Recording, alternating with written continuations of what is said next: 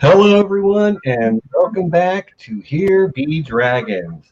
I am your host, Stephen Stark, as always, and joining me this week, I have a crack team of high-level specialist adventurers come to deconstruct some Lord of the Rings lore and to talk about how that influenced Dungeons and Dragons and how D&D can try to explain or give numbers to Lord of the Rings, and we'll be looking at it from both directions, and should be a lot of fun. So let me introduce my guests real quick. First, returning to the channel, he's been on I Know That Nerd. We have Pat Spanagle, the man who I met through a panel at Con of Thrones last year, and I since found out that you run the Orcs of Winterfell account, and that made me realize you were very knowledgeable about your Tolkien. I'm good at faking it, yeah. And you also, we've had some conversations about D&D. I know we talked a little bit about it when you were on I Know That Nerd. So welcome, Pat. Say hi to everyone. And what do you do out there in the fandom? When Game of Thrones was still airing, I would write for Watchers on the Wall. And so I probably will hopefully write for that fan site when House of the Dragon comes along. Otherwise, I'm just being very friendly on Twitter. That's normally where you can find me. Very, very true. You and I are kindred spirits in that sort of way. Like, we have that natural, people call us nice guys, but Yeah. we know we're only nice to an extent. Nice till we need to not be. Right. I would also like to welcome a friend of mine. We've gotten to know each other outside the context of the fandom through Zoom calls and various type of hangouts. The man from across the pond representing the home country. We've got Dan from Voice of Geekdom. Say hi, Dan. Hi, Dan. Okay, Dan, you do a thing on the YouTubes. What are you doing right now? I do. I'm a Tolkien YouTuber. I've just started about 4 months ago now, and I've been covering Silmarillion content on my channel. And yes, as you say, we've got to know each other in the last 6 months or so since I've been hanging around your community and getting to know some of your mutual friends. And yeah, it's been a fun time. Seeing a lot of familiar names in the chat, so it's cool. Yep. I'll be covering Silmarillion content for the foreseeable future on my channel, which I'm absolutely loving. I've got some great guests coming on in the future, more voices coming up. So yeah, glad to be here. Can't wait to see it. And I will say this, like, best Silmarillion content I've ever seen. Seriously. Yeah, I'm trying to explain the book carefully for first-time readers. Right. And last but certainly not least, the man who came up with the idea for this conversation to begin with, when I was a guest on his channel and we were covering a couple of chapters of Fellowship of the Ring, it's John St. Baptiste. Say hi, John. Tell everybody what you do out there in the interwebs. I have a show called Talkin' Tolkien, where every week we cover 2 chapters. I try and have a different guest every time. I also do Music Makes People Come Together, which is my huge passion, which is sharing music with other people of all sorts of people, all sorts of music. I like to share. Yeah, I don't think you should be decentralized into a specific place just because of your race or your class or whatever. I love to share music. Right on. Well, when I was on your channel guesting, we were talking about some stuff, and the topic of D&D came up because we both played D&D, and you were like, this would be a good topic, and I'm like, you're right. What we need is people to disagree with us. So I reached out to Pat and Dan, who I've had disagreements with in the past, and yet we remain respectful of each other. So I hope you all disagree with me, because I'm going to have very different views than most of you. But that being said, it was nice to be able to reach out to a group of people and be, hey, you need to know Lord of the Rings and D&D. You good? Great, you good. Let's go. So starting there, I was talking to Pat a little bit before the stream started, and he and I were discussing that we had a similar sort of introduction to things. D&D taught me what an orc was, not Tolkien. I knew what a treant was before I knew what an ent was. And the first time I ever saw the word warg, it was written in an RPG manual. See, I'm just the opposite because I had the red box. I had the red box too. Do we all have the red box? I bet Dan is too young to have red. I think I'm too young, yeah. You might have to explain that. My dungeon master had the red box, yeah. Yep, definitely had it. But I I fell in love with Tolkien. Yeah, I'm almost ashamed to admit it, but with the Rankin Bass cartoon. Yeah, that's a lot of people's introduction to the world of Tolkien, to Middle Earth, I would think. And it was like 4. I think that might have been mine too. The Rankin Bass, The Hobbit, yeah. Hobbit, yeah. Which, by the way, my buddy John Webster has done a stream on over there at John Webster Film. So if you want to see a discussion about that film, go ahead over there and check it out. Yeah, we trashed it. I was on that stream. You were on that stream. Well, I was relatively neutral with some heavy criticism mixed in, but the girls just absolutely trashed it. They did, and it was so much fun to watch John try to hold back the tide of negativity. It was a great time. Were they angry that the elves were not sexy? Yeah, yeah. I mean, the wood elves, the weird wood elves, was definitely a big bone of contention, as it should be. But when I hit 14, every day after Christmas since I was 14, I have read The Lord of the Rings. And I'm 43 now. So you read it annually? Yeah. I read it with my eyes, but sorry. Yes, that's the kind of stream this is going to be, guys. I'm going to take cheap shots when I can. That's so wrong. So I might know a little bit about what I'm talking about, but I might not know it all.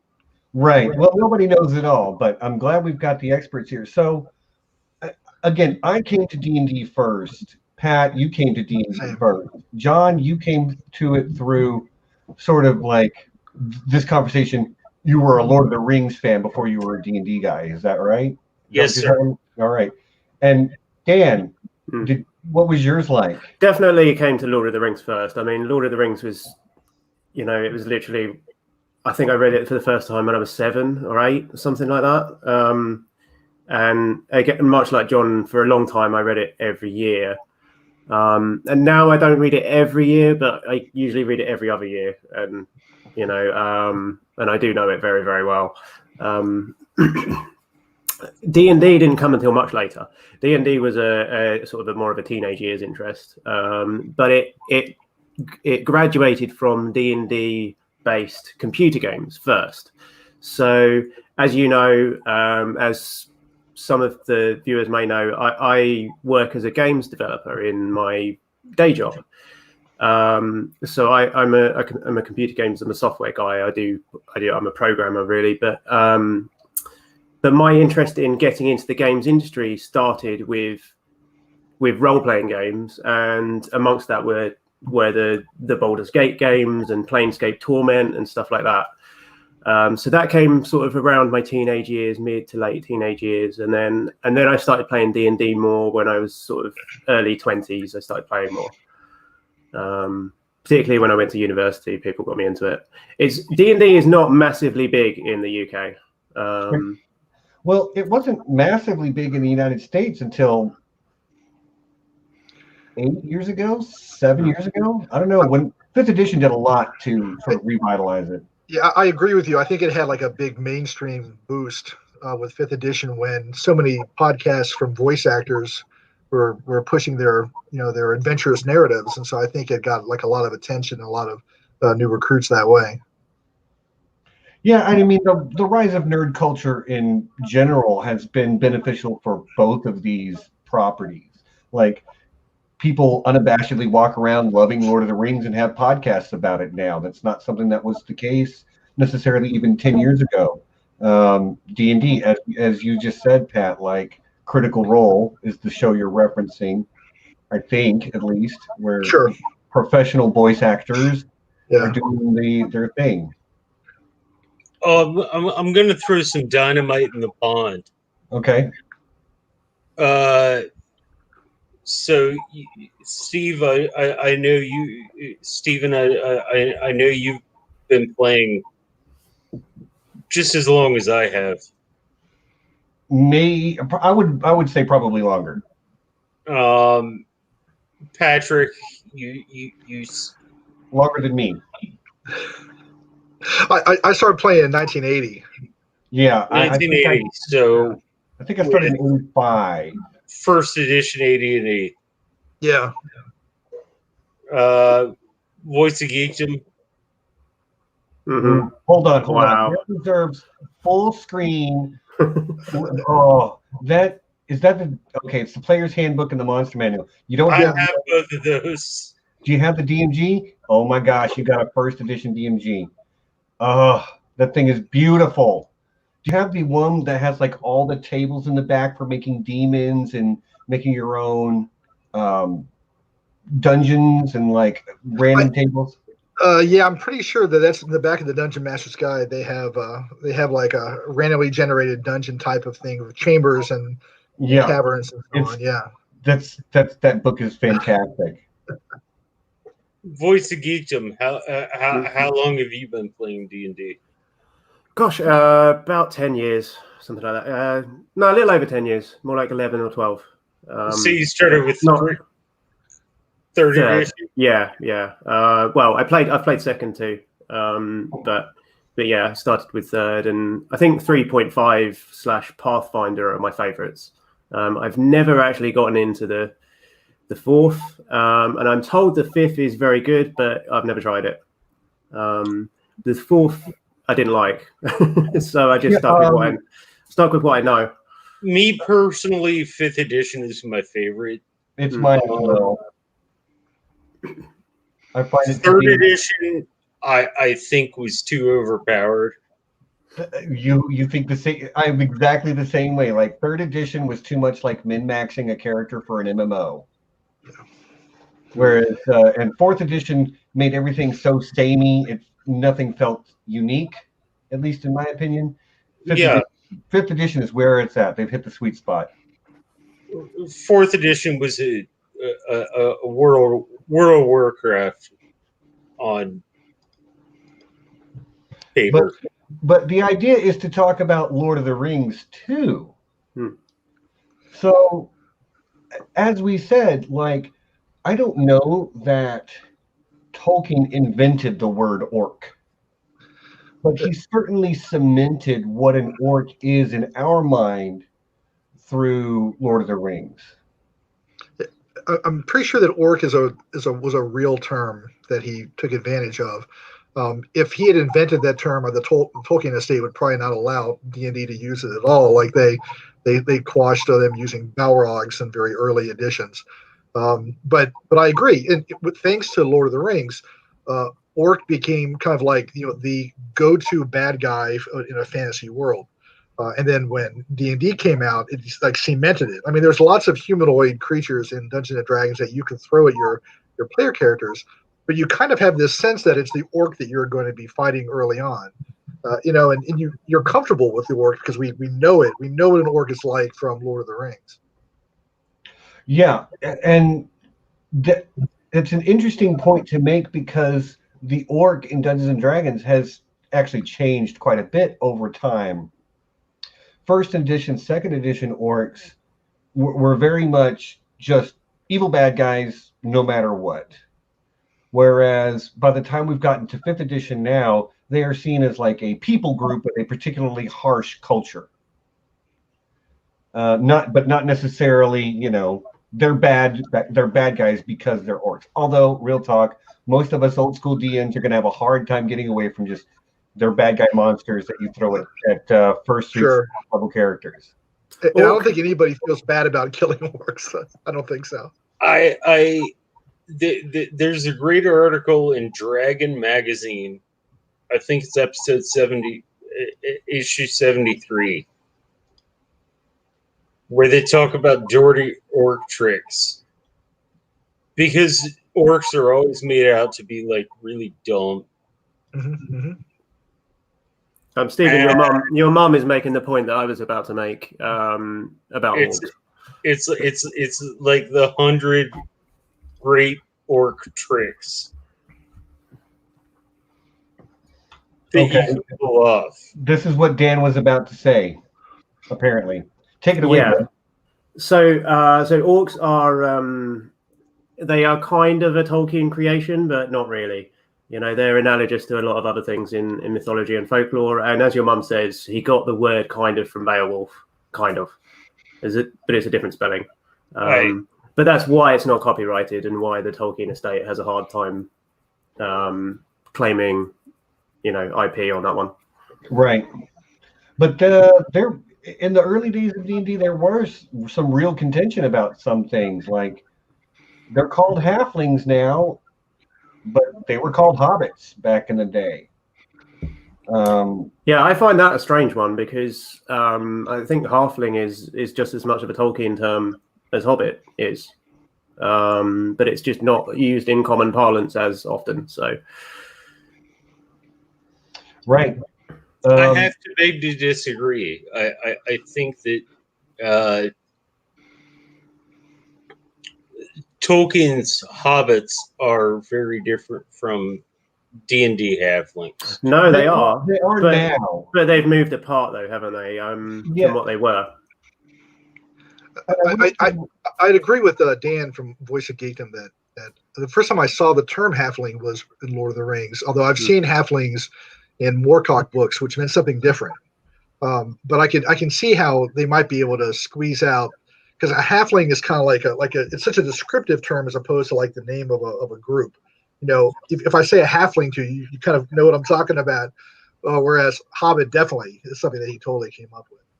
And real talk, D&D halflings are probably a lot closer to the type of hobbits that went with the Fellowship. Like Sam and Frodo and Pip and Merry, they were more adventurous and a little more, willing to go beyond the known. Most, Bilbo opens the story telling us how there's nothing makes them happier than sitting at home, smoking their pipe weed, getting fat and maybe a little drunk. But there is a small subgroup of them that does go. Is there anything better? Yeah, well, it depends on who you are, because while they still appreciate those things, Bilbo went on a grand adventure and he loved it. And D&D halflings are probably a lot closer to that kind of hobbit as an entire race. They're a little more adventurous, right. A little more seeking of new experiences than Tolkien's or baseline hobbits would be. We're just going to say I did say go beyond the gnome because that would be way more clever. So I'm going to look retroactively like I'm smart. Thank you, Kelly. But there were other things like, John, did you say Balrog? I think it was you that said, the original creature. There was Balrogs in the monster manual. Yeah, I think I brought that up, that there would be references to Balrogs in weird places, like in the Hold Door spell because in Fellowship of the Ring, Gandalf tries to use a spell to lock a door, and it gets blown apart by the Balrog. Gandalf doesn't know why it happened, but he knew that something powerful had done this. So in the hold door spell in the original Dungeons and Dragons manuals, it referenced that something like a Balrog could just blow it away without even thinking about it. That eventually morphed into any kind of powerful extra-dimensional creature could do it, because they couldn't use the term Balrog anymore. Yeah. Can we all agree that the Balrog was a Balar? Yeah, the Type 6 demon, the Balor in Is it a Baylor or is it a Pit Fiend? No, the Pit Fiend is different. There's the Type 6 demon, and it's the one with the big bat wings, the many-tailed whip, and the cool sword that is called a Balor, and that is allegedly the renamed Balrog for D&D. Yeah, the Pit Fiend is different. Okay. This is why we have a panel. But don't take my word for it. Everyone should look this up. Don't take my word for it. Well, you've got the first edition monster manual, basically in front of you. Yeah, but that doesn't make me an expert. It's okay. It's okay. Right, but it does mean you have the reference material on hand. I'm going to say you're probably right about the Balor thing. I feel strongly about the Balor, but we can move on. Yeah. I think that was the entire inspiration for. Sure. And they brought other things over. A treant from D&D is an ent. I mean, and it's not a one-to-one exactly, because D&D is going to change certain aspects in order to make it fit the narrative for a tabletop game, which is not the same medium as just a written book. So yeah, well, the demons and the Balrogs aren't one-to-one exactly either, are they? No, they're not. Because the demons are extra-dimensional beings that have, a chaotic nature that are evil, basically. And the devils being the lawful side of that. And you don't have that dynamic with the Balrogs. That's not a thing. Right. They're just servants of the darkness in Tolkien. And that is right. And even the orcs. I mean, while an orc from Lord of the Rings and an orc from D&D, and once they're trying to cut you down on the field of battle, they look very, very similar. But there is a lot of differences about them. As somebody just said, orcs come from tortured elves by a being that couldn't create life, and that is accurate. But in the D&D lore, one. Okay. It's 1 out of 3 creation stories. Okay. About orcs. I'm not trying to confront anybody or be rude to anybody or anything like that, but Tolkien kind of changed his stuff a couple of times. Yeah, but that's still the most commonly accepted origin is that they were elves tortured into a twisted shape, which is not at all what they are in D&D. They are represented as a people group, and their origin story, it has sort of a divine origin. Or like they are in Warhammer, or no, I'm talking specifically in D&D. The origin of D&D orcs is that at the dawn of time, all of the gods they were all creating in the world, and then they were dividing up the world amongst themselves. And the elves are like, we'll take the forests, and the dwarves are like, we'll take the mountains, and the humans are like, we'll take the plains areas, and the hobbits are like, we'll take the secluded hill valleys, and they sort of duped the Grumsh, the god of the orcs, into drawing last. And when it got to his turn, there was literally no place left in the world for them. Just fucked. So his response was, well, guess what? Now it's all ours, and we will fight you for every piece of land we can get, which is a wildly different origin story, but it still produces a race of very angry, violent creatures that will fight amongst themselves even, but will stop fighting each other long enough to fight you if a strong enough leader will present themselves to unify them.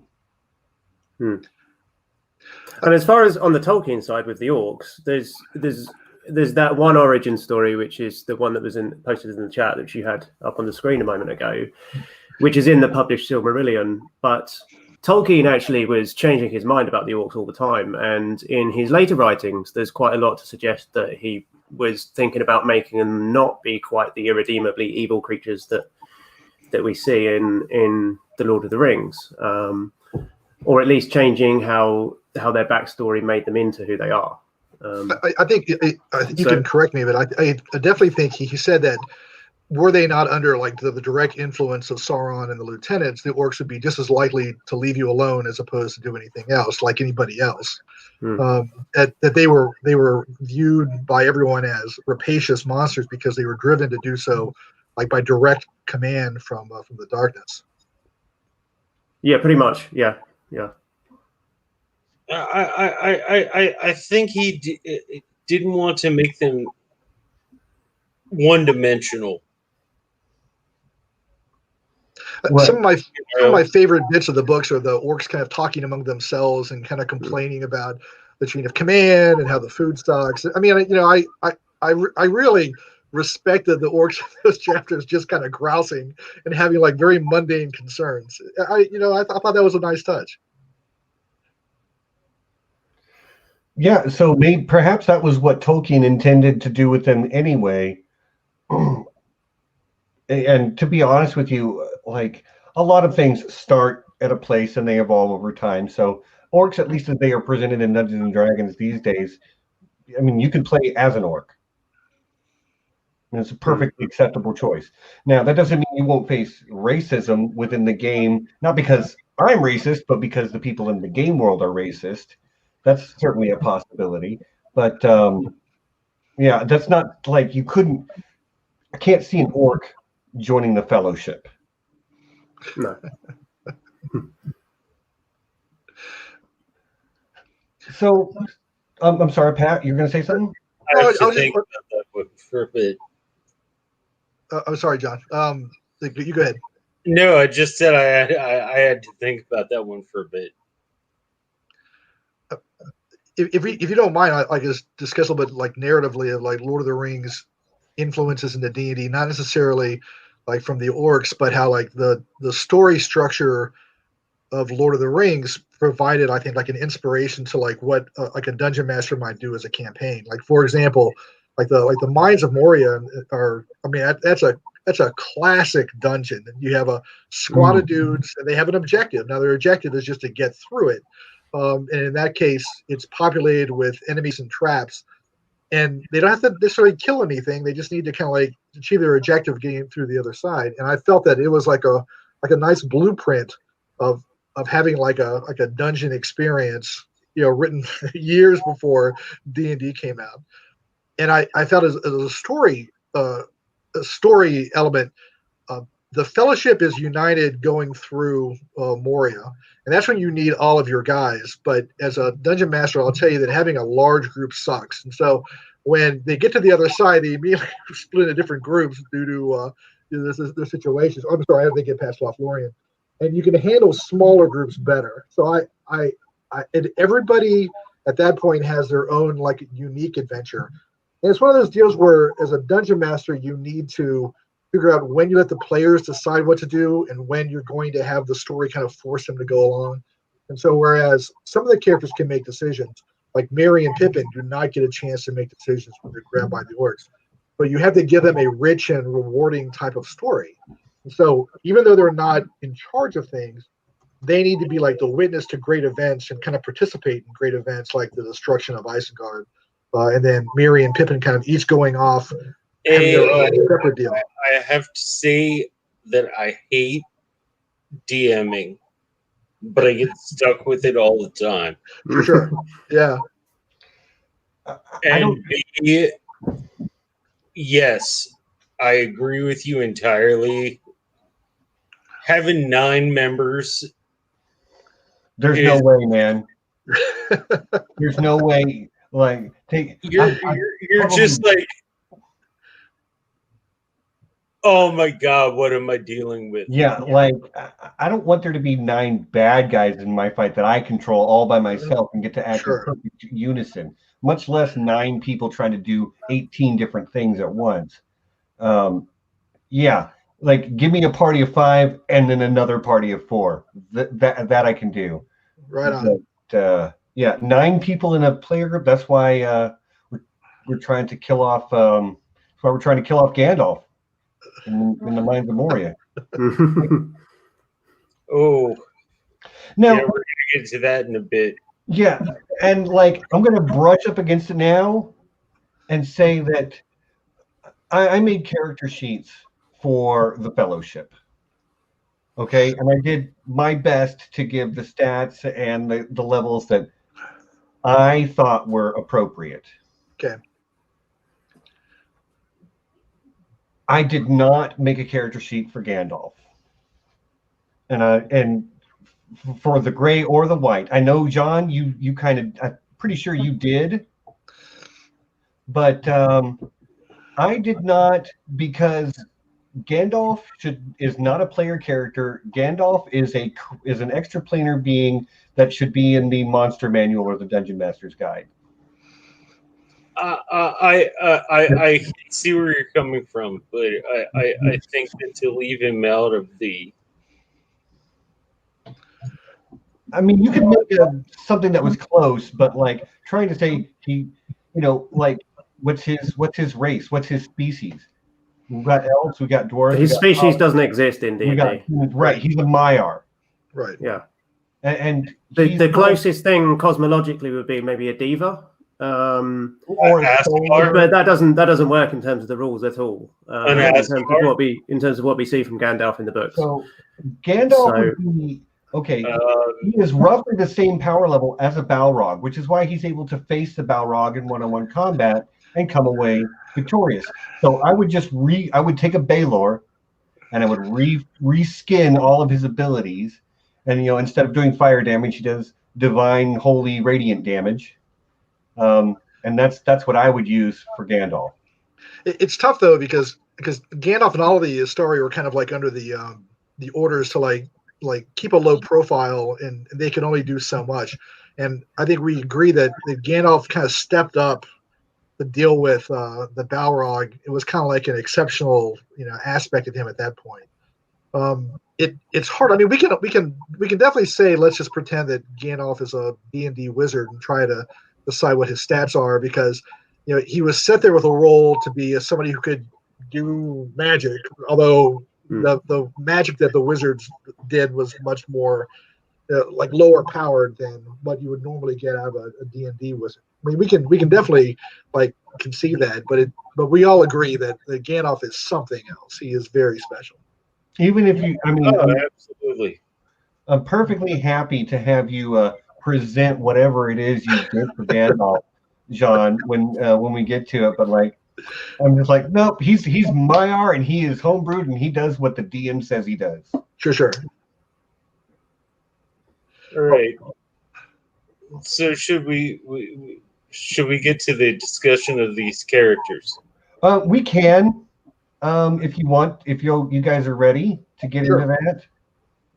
There's 8 members of the Fellowship that I made character sheets for. So, John, who should we start with? Or anybody, pick a character. I don't care.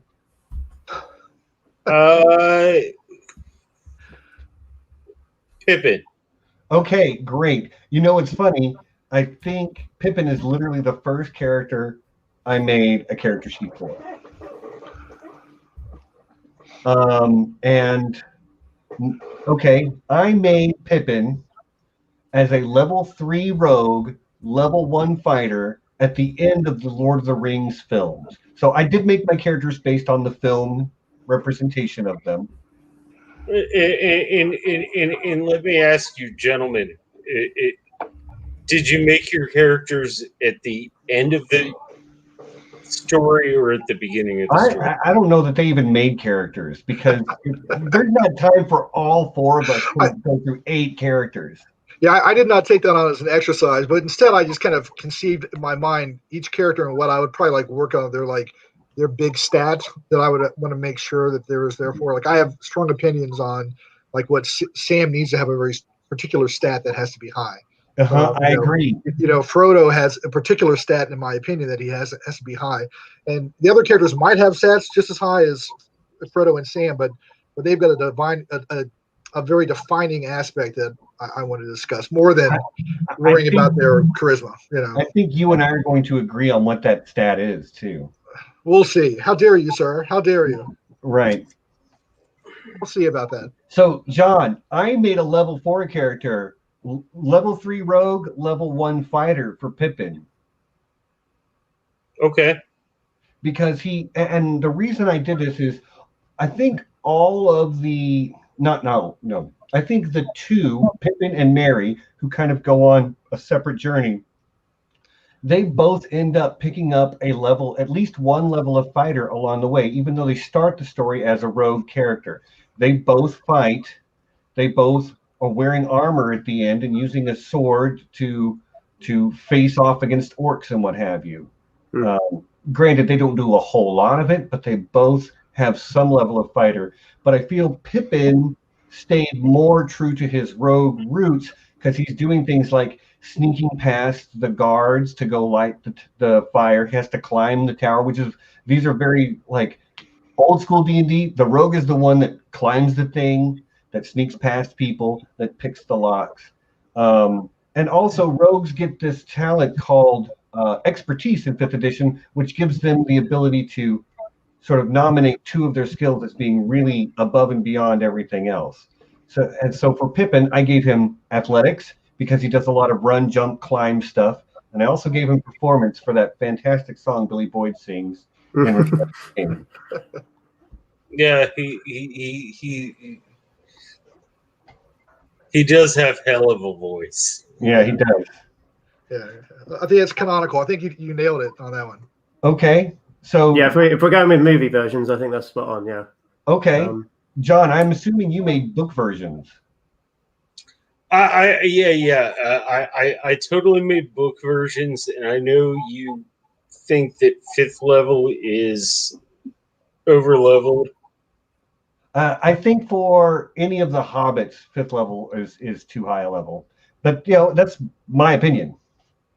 I would say that Pippin is a level 1 fighter, level 4 rogue. Okay, so we're disagreeing on rogue level by 1. That's fine. But for probably all the same reasons that I mentioned too, am I right? Oh, absolutely. Absolutely. There's a whole other level of conversation that can be had here about why I think they're 4th versus 5th level. But if there's time at the end, we might get into that.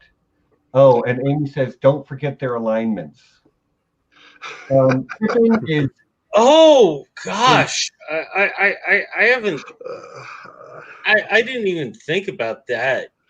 Pippin is chaotic stupid. I mean, chaotic neutral. He's probably. No, I would consider Pippin chaotic good. I think he's chaotic. Yeah. It's hard for me not to see any of the Fellowship not being good, but I do agree in general that having them be like lower in combat levels is not bad, and not just because they're hobbits, but I think the threats that they have to face throughout the entire series of the novel are you get to fight armies of orcs, sure, but you're fighting an army of orcs with an army of elves and men. Everybody is at a lower level as opposed to like the standout terrifying creatures like the Nazgul, and Aragorn, I'm sure will just nail him at a really much more impressive level for combat. But yeah, I think all of these kind of like normal type of, hey, I could be that guy type of character. Yeah, lower level is good. Well, I will say this, like because I feel like every one of the Fellowship or every one of the hobbits started the story as a level 1 rogue. That's kind of where I started them all from. And then And then they leveled up 3 times throughout the journey. So I made them all 4th level characters at the end. I think people like Legolas and Aragorn started off already over 4th level. So they didn't level up as, like, they probably only leveled up once each. Because we don't see as, like, progression of ability in them the same way we do with the hobbits. Right. Definitely, yeah. Definitely. Yeah, the hobbits they've never left the Shire. They've never been on any kind of adventure. They've never done any fighting. They've got some skills, some practical skills, but they're not adventurers, are they? Chaotic hungry. Nice. I like that. I like it. And I will say I gave Pippin his stats are ho-hum. He's got a very high dexterity, which relates to the rogue, but I gave him an abysmally low wisdom score. Because he's the fool of a Took. He is the fool of a Took. Fool of a Took. And if anybody ever wonders what rolling a 1 on an investigation check looks like, it's Pippin turning that arrow and Yeah, that was definitely a critical miss, wasn't it? That was a critical failure on an investigation check.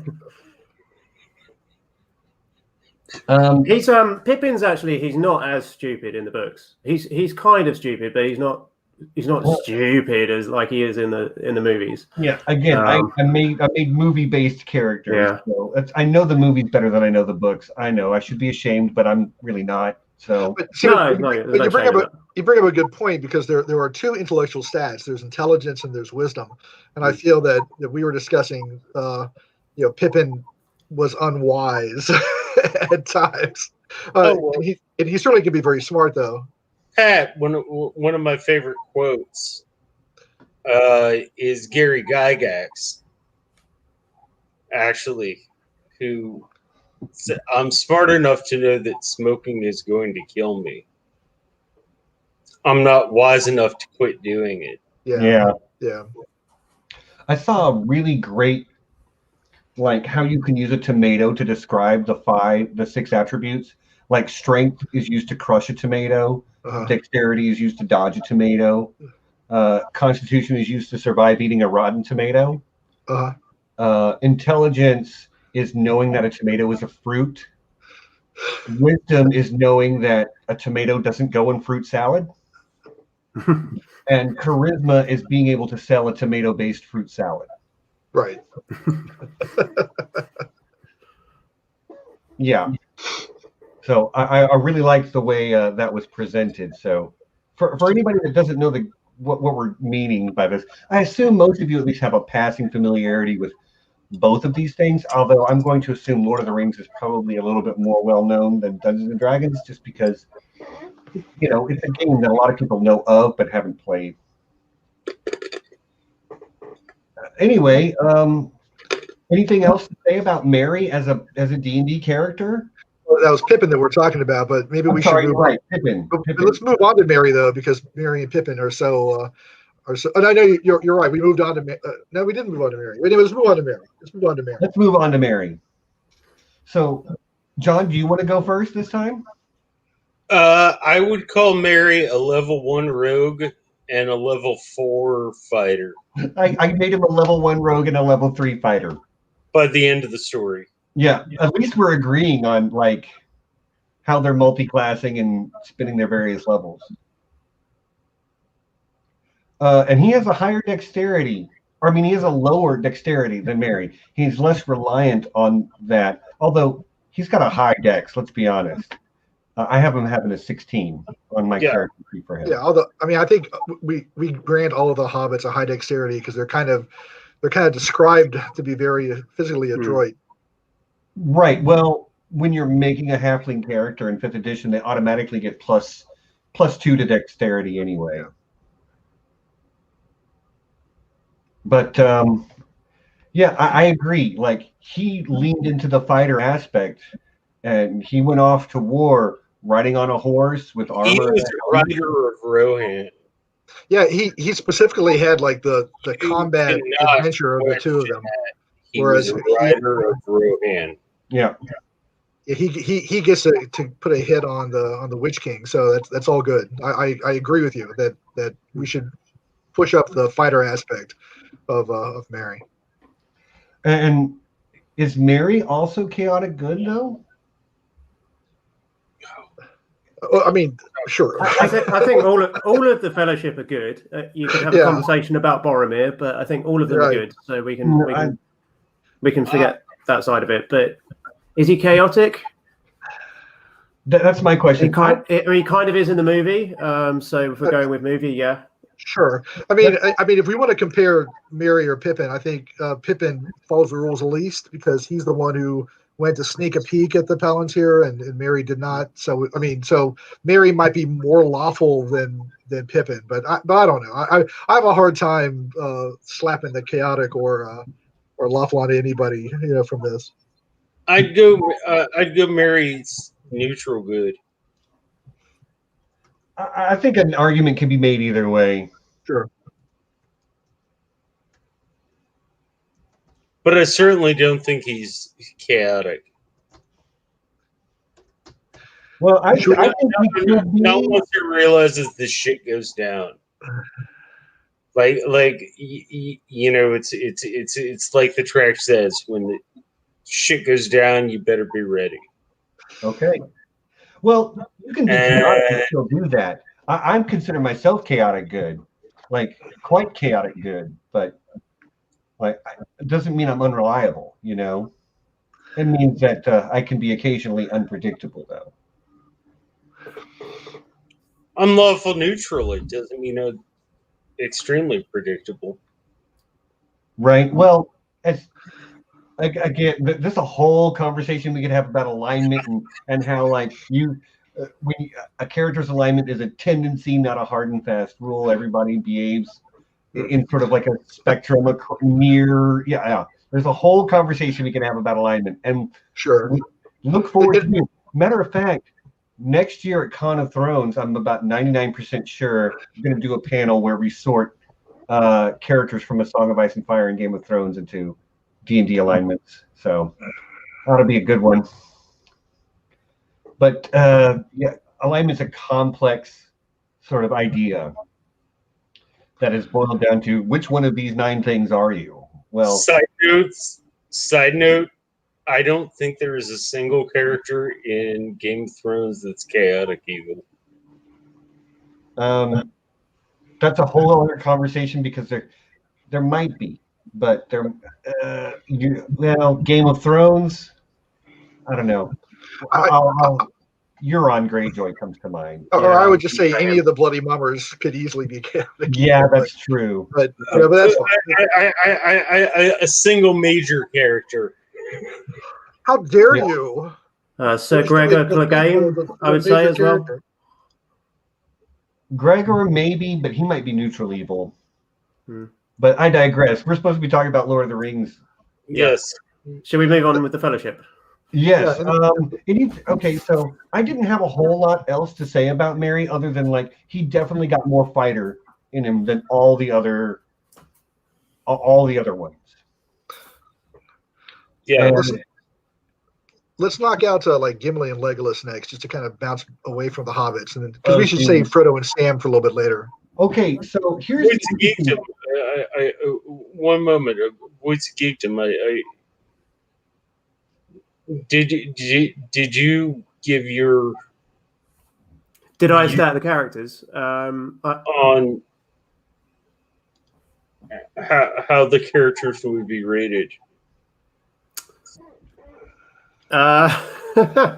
Well, I mean, I didn't really sort of wade into the conversation too much. I think Merry is not as obvious of a fighter as you guys are saying. I think that all of the hobbits are kind of rogues, and I mean, Merry kind of backstabs the Witch King in the battle, but that's not really a fighter maneuver. That's very much a rogue maneuver. So I'm but he's a level 1 rogue first, and he gets that sneak attack damage. Yeah, rogue. But does he really do that much fighting like a fighter would? Does he tank anybody? Like, he doesn't really, does he? There are lots of different kinds of fighters, as we will discover when we talk about Gimli and Legolas here in a minute. But you're right. He's definitely not like a. And also, I mean, I'm thinking in terms of book characters as well. Pippin kills a cave troll in the final battle in the books, which Merry never does. But that's not in the movie. So as far as books, like, you can probably say they're probably pretty similar because they both have a big kill on their resume. But yeah, that's my only thoughts on those two. Okay. I'm just talking about their philosophy. Do you think they're chaotic? Alignment wise, yeah, I think probably chaotic good is probably decent for Pippin, and probably neutral good is good for Merry. So I'm with you. But their philosophy about battle, like,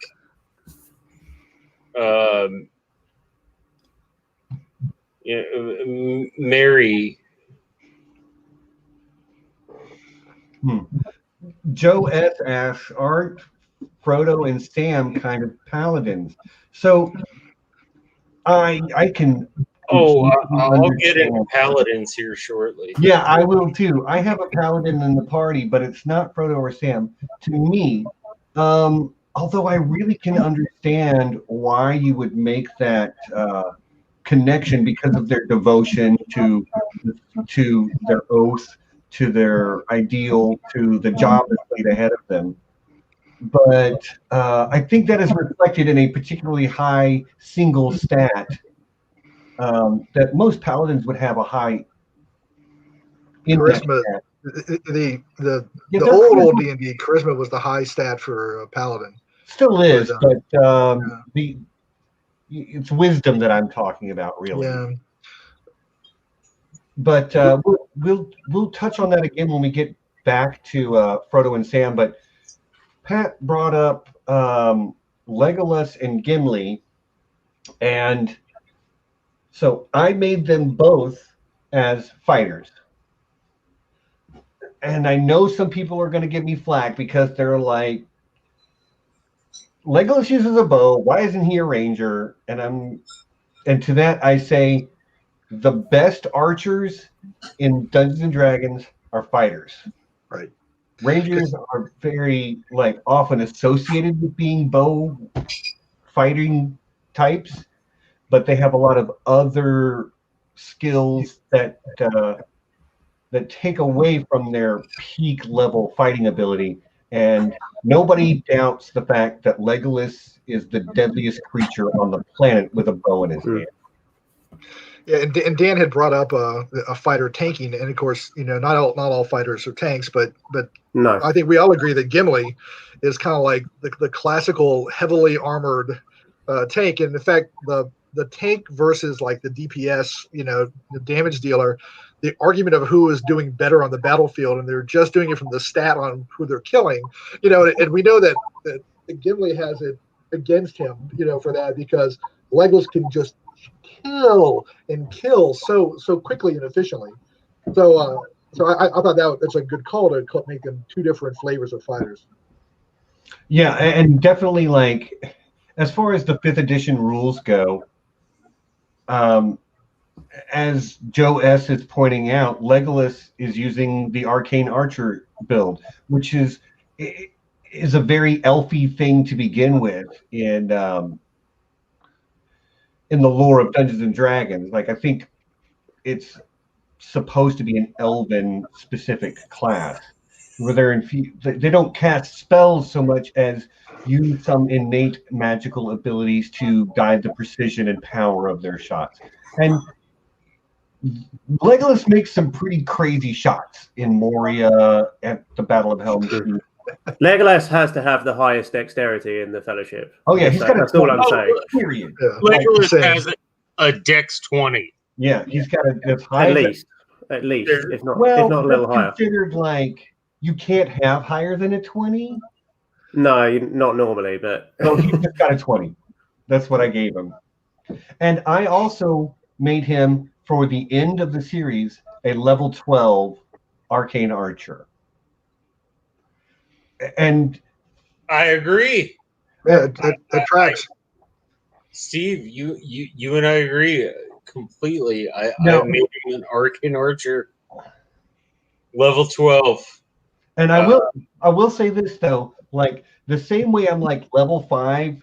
So normal people cannot reach level 5. No human in the history of the real world has ever been higher than level 4.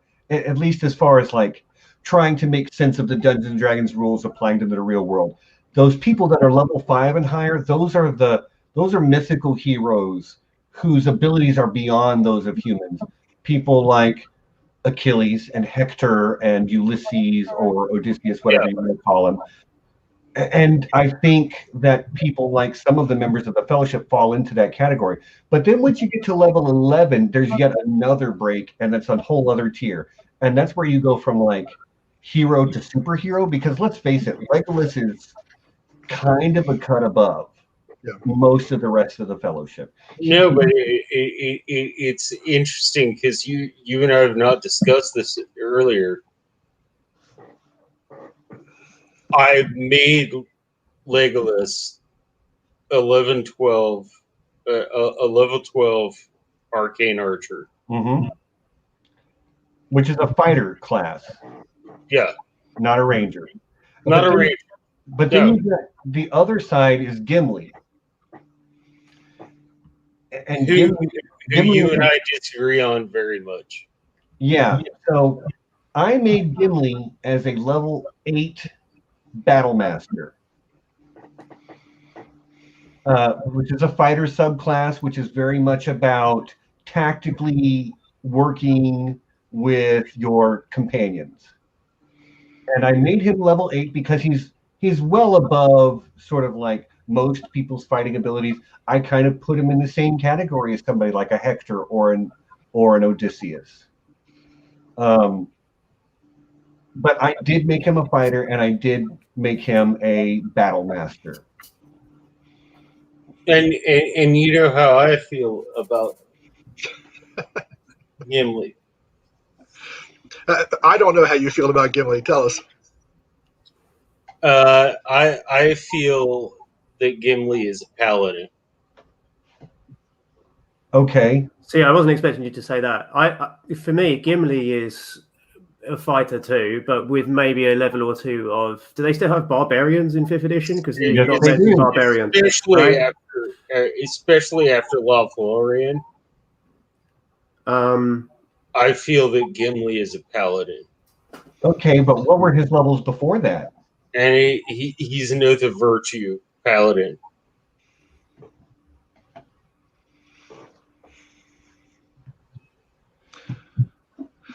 I mean, I'm not going to tell you you're wrong. I feel like, I don't know. Like maybe he was a fighter before Lothlorien, but then after meeting Galadriel and like having his whole perception changed, maybe he starts to level up as a paladin after that. So maybe he's got a level or two of paladin and then a level or two less of fighter. Because you can always multi-class. It's not something that people in my D&D game I'm running right now are doing. A bunch of them are newbies, and I'm trying to keep it simple for them. But yeah,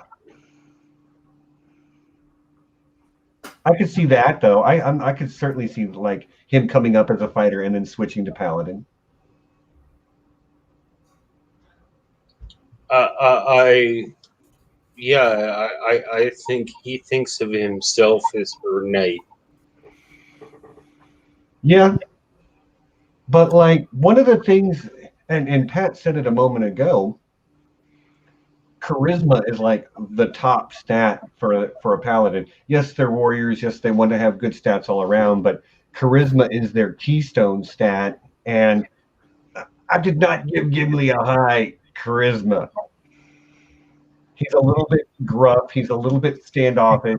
He only becomes friends with Legolas after meeting with Galadriel and getting the hairs from her, and which is actually fun to talk about because, John, that's what we talked about when I was a guest. Those chapters we covered when I was a guest on your channel a few weeks ago was the giving of the gift to Gimli and how that changed the relationship between Gimli and Legolas.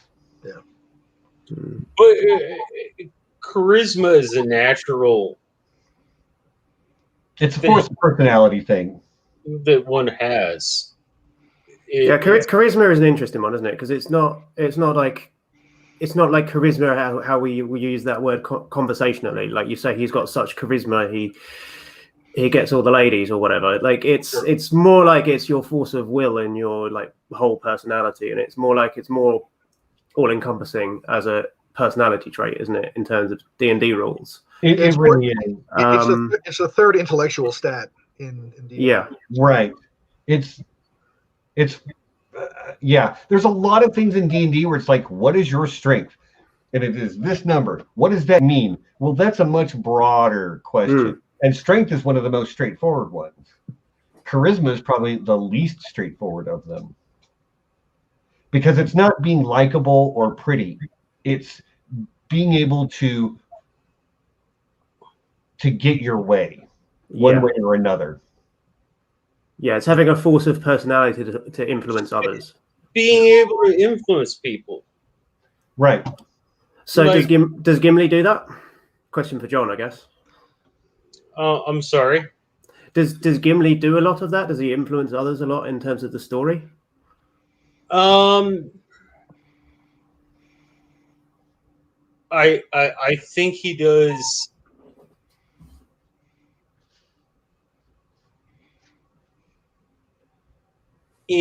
Objectively. Like he says, hey, this is a good idea. Yeah. And then people listen to him. I mean, he definitely does some of that. But he doesn't have to sell anything. You know? Right. I mean, that's why I wanted to have multiple people on for this panel. Like, this is an interesting conversation to be having about.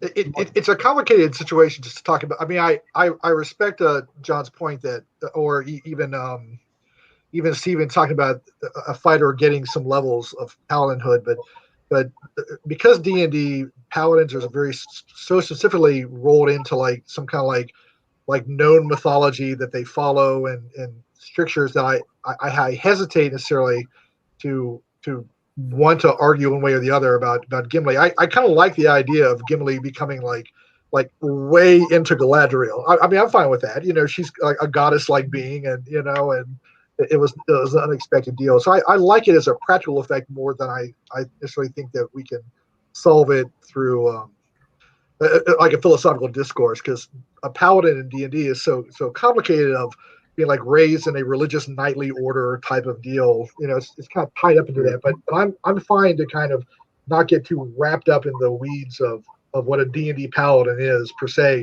and look at it more like a practical aspect. Also, I love that you say that, Patrick, because like paladins can either be dumbed down, which I hate. But yeah. And you got to keep in mind, I'm a person who always plays thieves. It's my favorite class too. Rogue for the win. Yeah. I'm sorry, rogues. But I do like, if we're going to be throwing in some like different, like rolling some multi-class labels on the fellowship. I think it's good because it kind of provides a more well-rounded look at the characters. I agree. On the other hand,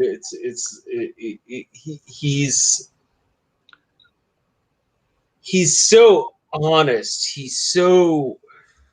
Yeah, but that's more an alignment thing than a class thing. He's okay. Explain.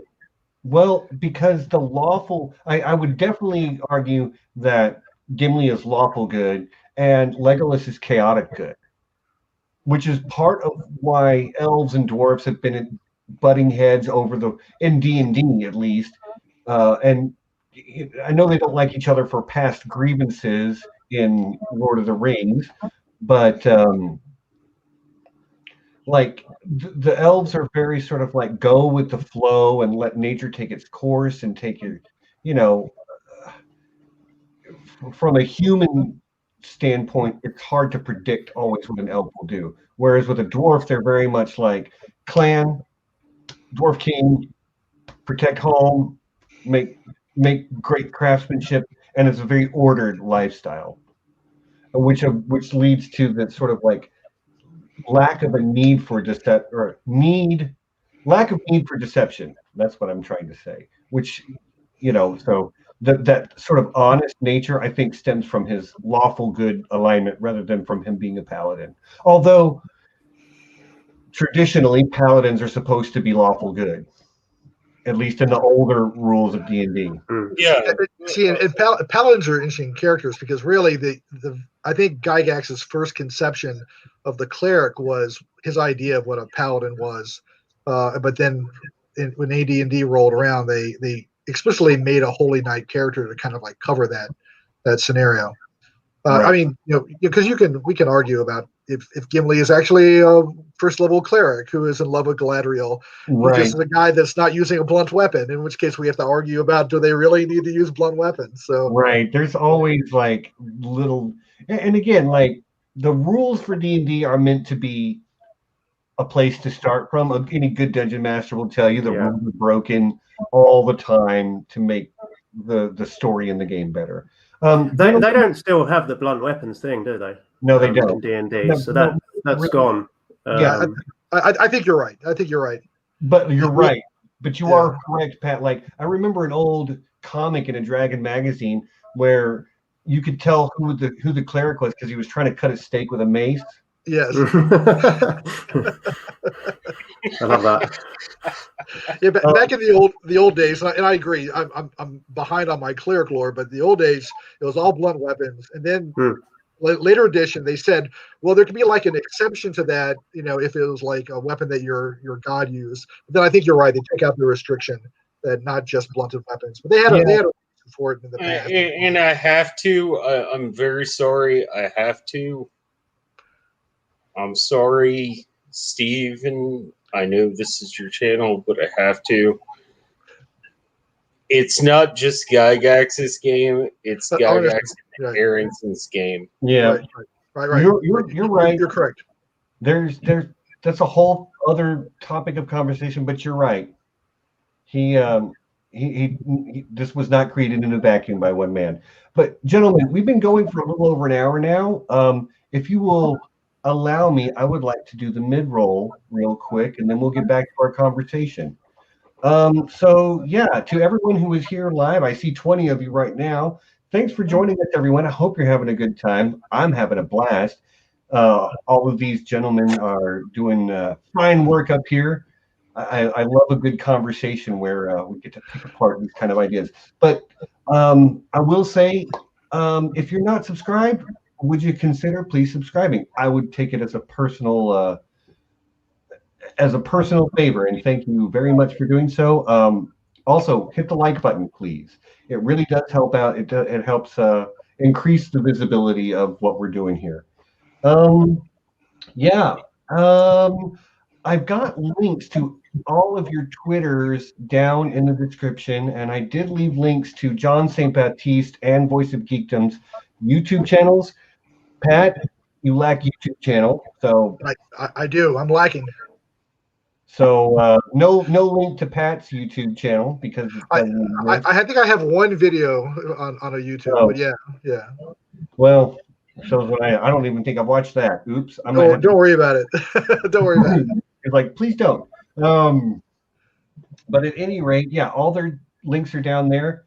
So follow these fine gentlemen if you are so inclined. And Pat, I should have put the Orcs of Winterfell Twitter down there as well because like that, follow that before you follow me. That account is fantastic. You're only going to see pictures of cats and dogs with the orcs insisting that they're actually orcs. That's all you're going to see. It's 90% of the content.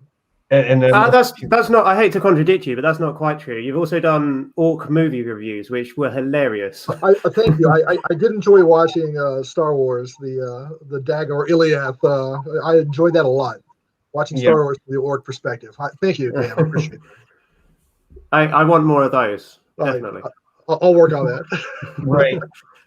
Also, got to make sure I shout out the patrons. I will say, like, if you want to become a patron, I will thank you for it. You will get a shout out. We do not do any Patreon exclusive content. Everything we make on Here Be Dragons is available to everyone all the time. But there are some of those out there who are in a position to help us cover our back end bills and are interested in seeing our community grow through that medium. So thank you so much to the patrons, and we will start with our High Council, Lord John Bronsteen the Wise. We have Sir Maura Lee of Starfall, and Sixto Sounds, aka JP the Axe Grinder. We also, and Lords of Ladies of the Realms are Lady Leaf Underhill, who is in the chat right now, and Ridiculous Ed Tollett, #1 patron in the land, our alpha patron. Thank you so much to our patrons, guys. You make it easy for us to keep everything going and not worry about some of the other crap. So thanks so much. That being said, next week on Here Be Dragons, Nessie and John will be back, and maybe a whole slew of guests will come marching through, because next week is our 1-year anniversary stream. So give it up. You know, it's a year that Nessie and John and I have been making content together. And we'll be looking back at that and just reminiscing about a year in YouTube and all the fun we've had along the way. I know what a year in YouTube is like. Yeah, I almost can't believe that it's been that long now. Like, I did some YouTube before that, but when John and Nessie came on is when Here Be Dragons really started to take shape. So that's what we'll be doing. Also, next week we will be announcing the winner of our giveaway. We've been putting on a giveaway for the last month. It's not too late to enter. You have about just under 6 hours from now to get your entry in if you still want to. But we are giving away a bottle of Here Be Dragons Blood wine. Sorry, we can only ship inside the United States. We will be, yeah, I know. Sorry, Dan. We will be having a giveaway. I want blood wine. Sorry, boys. We will be having a giveaway for international viewers. Hashtag soon, but you know, it's not easy to ship alcohol within the United States, much less overseas. But yeah, there's a short 3-minute video on the channel posted about a month ago that tells you everything you need to know. Like I said, you got about 6 hours. And then we'll announce the winner for that next week. And then I feel, I'm not sure what's on the schedule going forward, but I feel we're going to be doing a lot of Expanse content. We have a couple more character analyses we want to do. And season 5, there was a trailer came out this week, and it looks fantastic. And yeah, so more Expanse stuff coming soon too, I think. Pat, I'd ask you what you got going on next, but you're probably just saying that cats and dogs are orcs. Am I right? Right. That's right. I mostly will be doing that. That's true. I've not been doing a lot of writing lately, but that's fine. Maybe I'll start writing again soon. Right on. That would be great. Dan, what's coming up over there at Voice of Geekdom? What's in the pipe? So bringing news to the people about the Amazon Prime show is something I'm looking at doing more of. So people that want to find out more about that. There's been a bit of a stir in the Tolkien community recently over the content that we may or may not see in the show and the nature of it and whether it's going to be for a particularly adult audience. So I want to weigh in on that issue on my channel. I'm obviously going to be continuing the Silmarillion series, so more videos on that. Right on. And the Silmarillion series is like one of my most anticipated every time. Love it. yeah, I've had some real good fun doing it. I'm looking at getting some more interesting guests on to do more guest voice acting for me.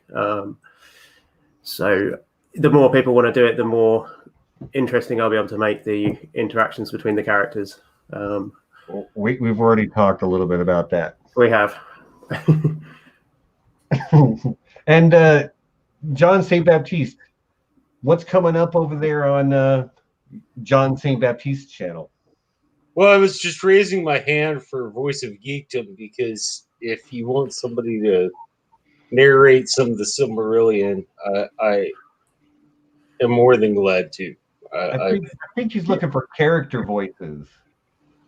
Yeah, mostly character voices. Yeah, so I've got people in mind to do characters like Thingol and Melian and people like that have got recurring parts all the way through. So I'm going to try and get people in to do those voices.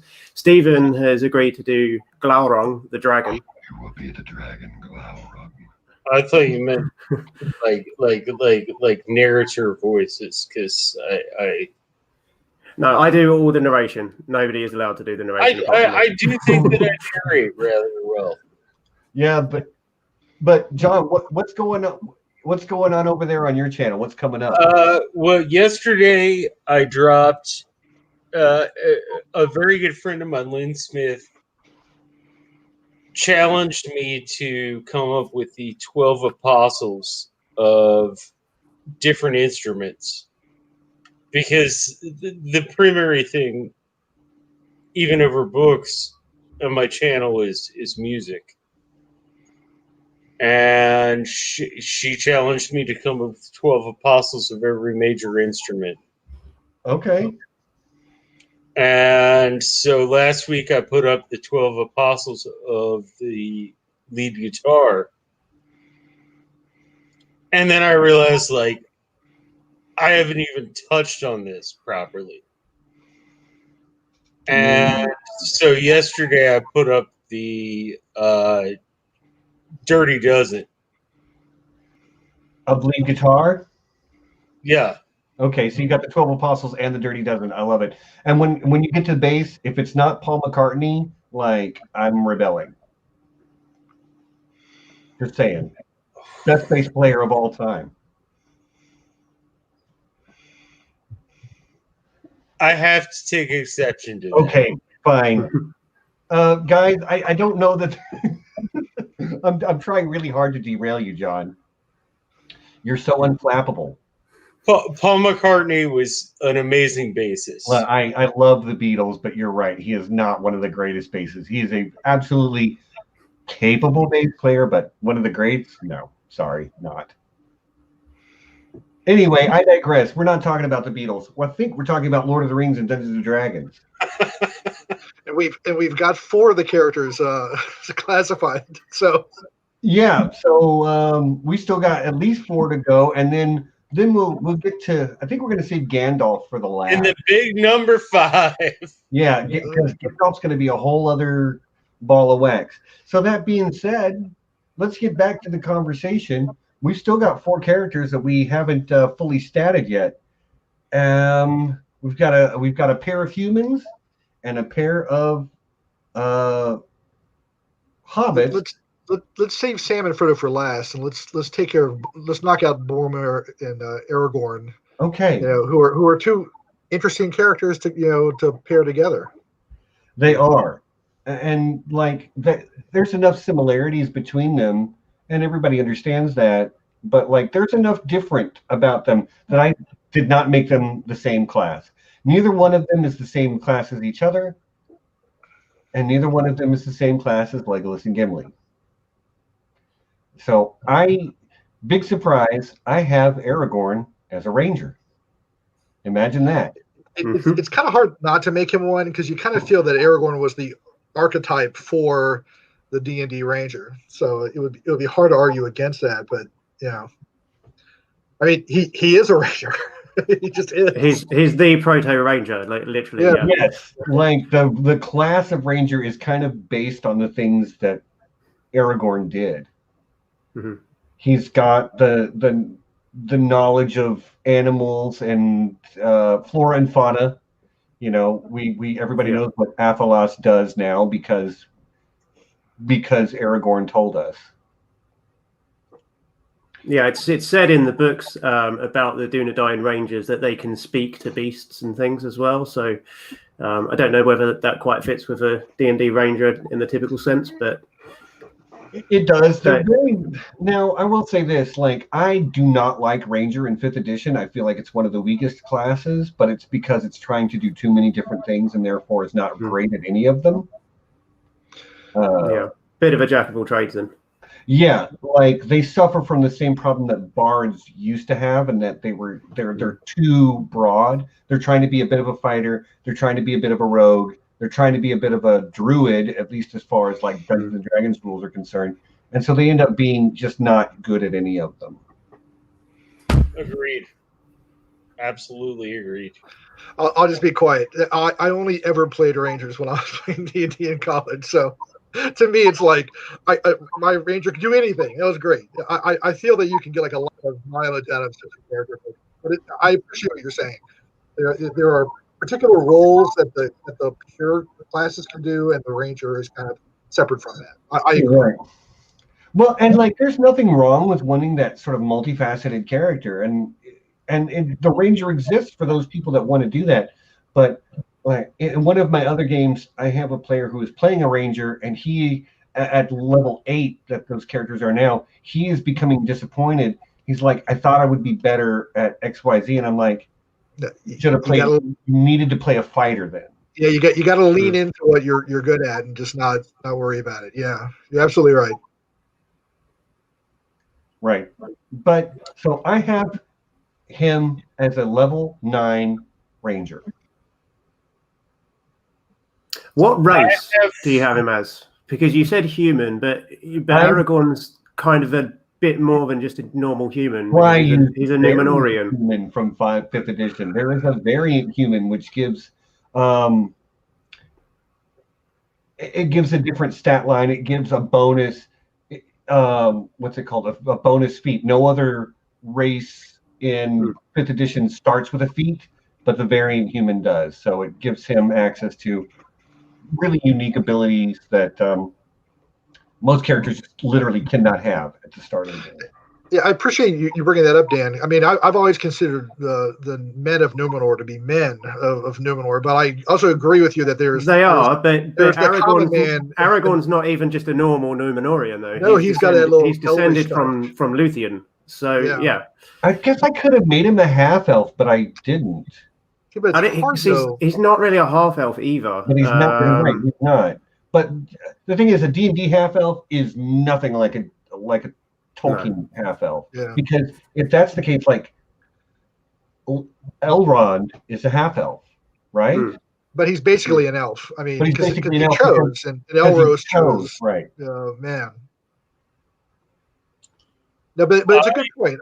It's a good point. I think a little asterisk next to his racial stat would be good for Aragorn. I did give him a pretty solid stat line, though. Like, if you showed up at my table with this character sheet, I would be like, are you sure you rolled those stats? Yeah. Because his lowest stat is a 14 that I gave him. He's got 14 in all his physicals, 14 intelligence, 16 wisdom, 16 charisma is what I gave him. Yeah. And I'm like, that is hella powerful. Yeah. It's accurate though. That's what's in the book. Yeah. But he's like, there's nothing he really can't do. So, John, what do you think? 9th level Ranger? I give Aragorn 8th level fighter, 4th level cleric. From the healing aspect? Yeah. Okay. Well, and I will say, like, a Ranger has a lot of sort of D&D druid in it, which is sort of like a nature cleric. And so I could see that, like him being a multi-class fighter, nature cleric. I could see that, and it would look like a Ranger. But in D&D, they literally made a ranger class, so I got to stick it. I gotta stick with ranger. I hate 5th edition rangers. They're terrible. I agree. They're one of the worst classes in 5th edition. Fracking hate them. Peadar is asking me what was his 14 stat. He's got 4 stats that are 14. All of his physical, so strength, dex, con, all 14. 14 intelligence, and then charisma and wisdom of 16. I think his con is higher than 14. Maybe. He does take some punishment a few times and continues to walk away. But I also gave him the lucky feat. So he's just, because he is lucky. Like, how many of us are going to fall off a cliff and not be dead? Very, very few of us.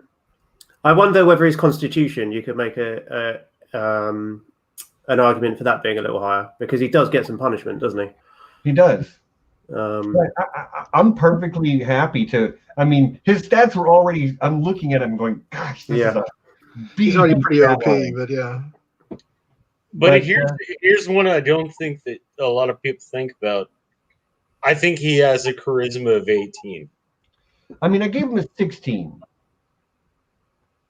And you know what I did not apply was the stat increases for levels increase, which 5th edition does. So yeah, I can give him an 18 charisma and a 16 constitution from his, because I've got him at 9th level, so he'd have raised by +2 twice. Hey, the math checks out. Sounds good. But Aragorn stands up to the orcs. The Aragorn, I think, is still pretty straightforward. That we all agree he's like an exceptional human, and we can just argue about like some like the minor differences. But I think he is a very straightforward character as opposed to like Boromir, who is not necessarily going to be complicated from like what he is. But I think Boromir is a very interesting character to talk about. Yeah, he is. So, okay, that's a great lead into Boromir. So I have Boromir as a level 8 paladin.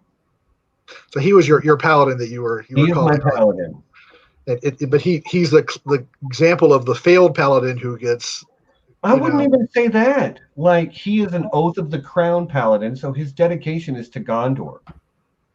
And he takes that oath extremely seriously. I did, however, not give him a super high wisdom score because, and I mean, as you shouldn't. He doesn't have much wisdom, and not that he's stupid. So he's basically got 14s all across the board, but I gave him a 10 wisdom, which is not bad. But I think it's fair.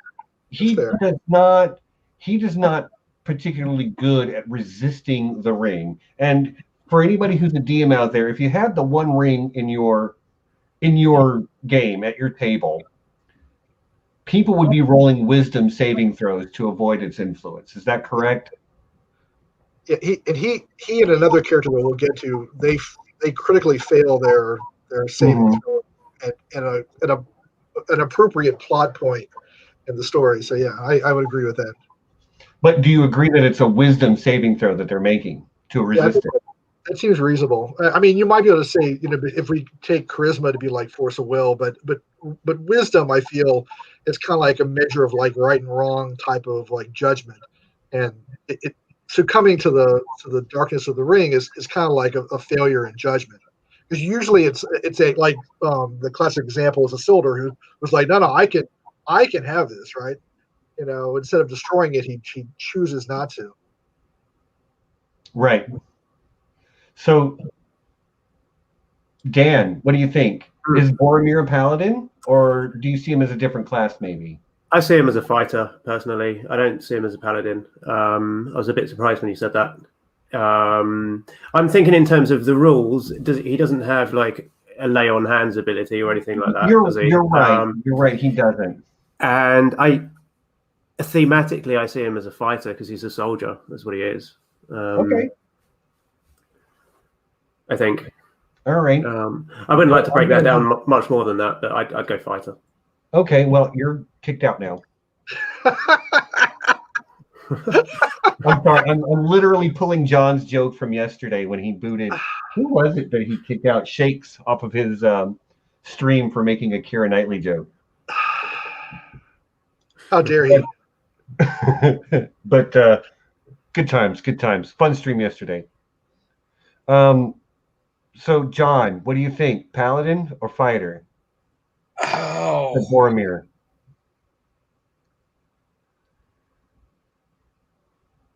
I almost want to call him a fallen paladin, Okay. but I think he's a paladin. Okay. It was like the conversation that you and I had on my channel a couple of weeks ago. Like I think he's trying to do the best thing. I think he's trying to do what he thinks is the best thing. I don't think he's trying to hurt anybody. I don't think he's trying to negatively influence anybody or anything Right. like that. I think he's trying to do what he thinks is the right thing. So I would definitely say, yes, I agree that he's a paladin. I would consider him not even necessarily a fallen paladin, just a paladin who failed his saving throw one time too many times. Yeah. I really, Potter, I really appreciate the joke there. He'd be a nice little archery target.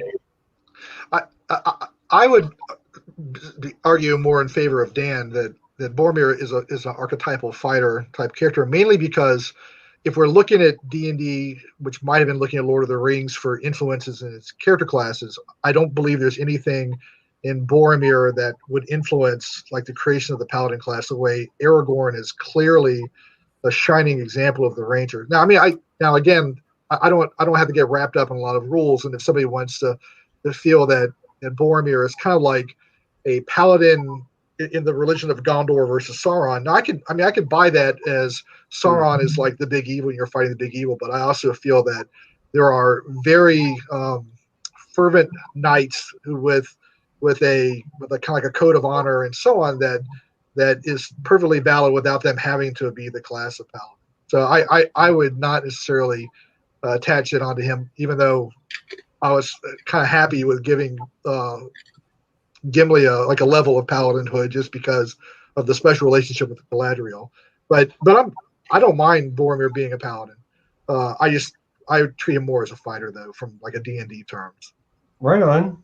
Well, anybody who's trying to recreate this type, like this is a good conversation for other dungeon masters out there. Like there's a lot of, you can define these characters in lots of different ways, and like ultimately class gives you an ability and it gives you a place to sort of start role playing.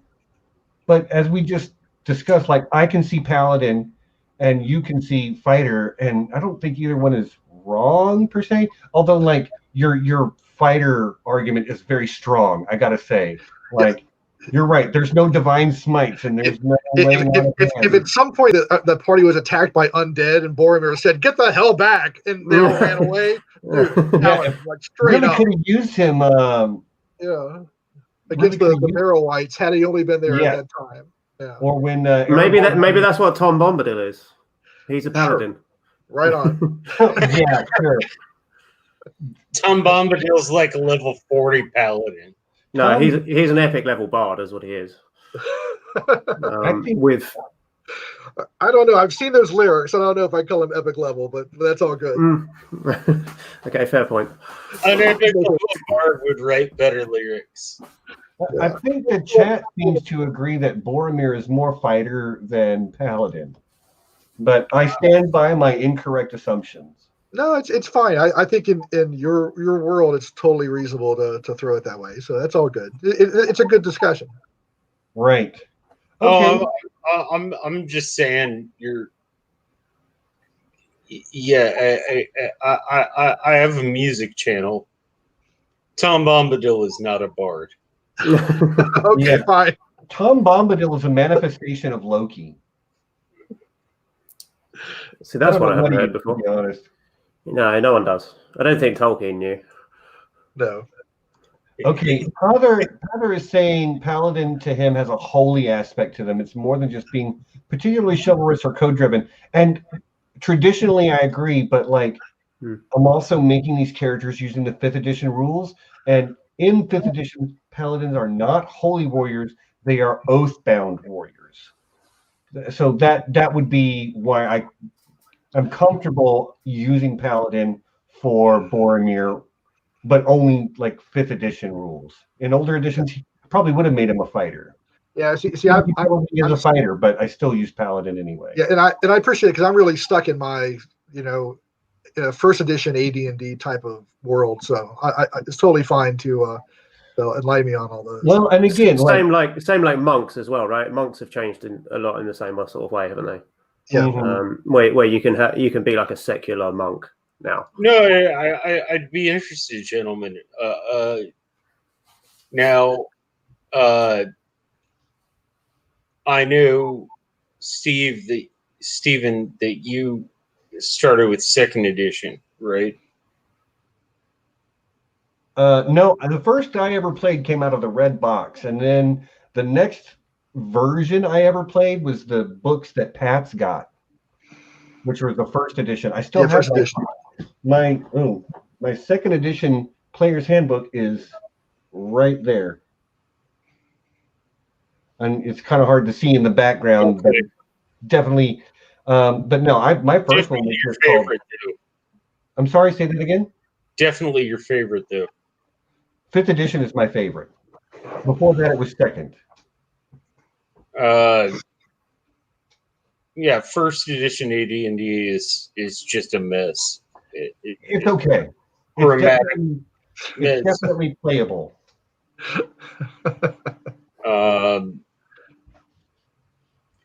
Now, Pat, what about yourself? I'm sorry? What about yourself? Where did you start? Oh, back in 1980, my friend Dave showed up with I guess the little blue manual from the red box. I think it's the red box is the one with that covered the first 3 levels. So we played from that with 6-sided dice. We would have to and we would have to approximate all these different rolls. But as soon as the hardbacks for AD&D came out, we picked them up and just started with that. So I played 1st edition, and I got the books for 2nd and 3rd, but I didn't play it. I skipped 4th, and I skipped 3.5, and then I just started playing again in the past couple of years with 5th edition. So almost all of my gaming with D&D has been the 1st edition. But I play so many other different games. It doesn't really, it all just fills in. And voice. Me, I started 3rd edition was out when I started. But yeah, I think I started with 2nd actually the first time. So yeah, around about 10 years. So everybody's coming at it from a different rule set, and I'm kind of looking at the films, and somebody else is kind of looking at the books. So I think we're going to have a lot of what's the word I'm looking for? We're going to have a lot of disagreement on what's what. But let's continue on with we've got 2 more hobbits to look at still. And I am literally rethinking my character sheet that I made for Samwise as we speak. Because a lot of this conversation has made me go, a lot of good points being brought up here.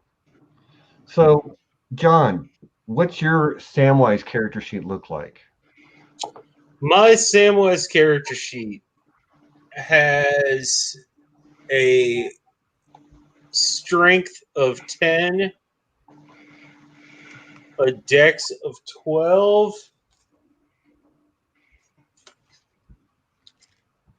an intelligence of 12, a wisdom of 14. No, I'm sorry. Charisma of 14. A wisdom of 20. I didn't give him quite that high a wisdom.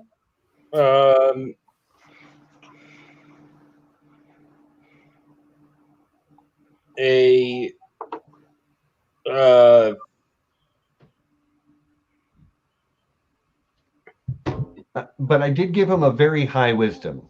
Yeah, he's a pretty average character, except he's really wise. I did give him a bit higher constitution. I also made all the other. This is my own, like, it's a joke to me. I'm sure it's not funny to anybody else, but all the other halflings I gave the Lightfoot halfling subrace to. But I made Samwise a stout halfling because he's the fat one, you know. So. No, I saw that on your thumbnail. That did make me laugh, actually. Oh, God, somebody got my joke. Yes, thank you. Yeah, I laughed too. Two people got my joke. So Sam, I might as well retire now. Shit.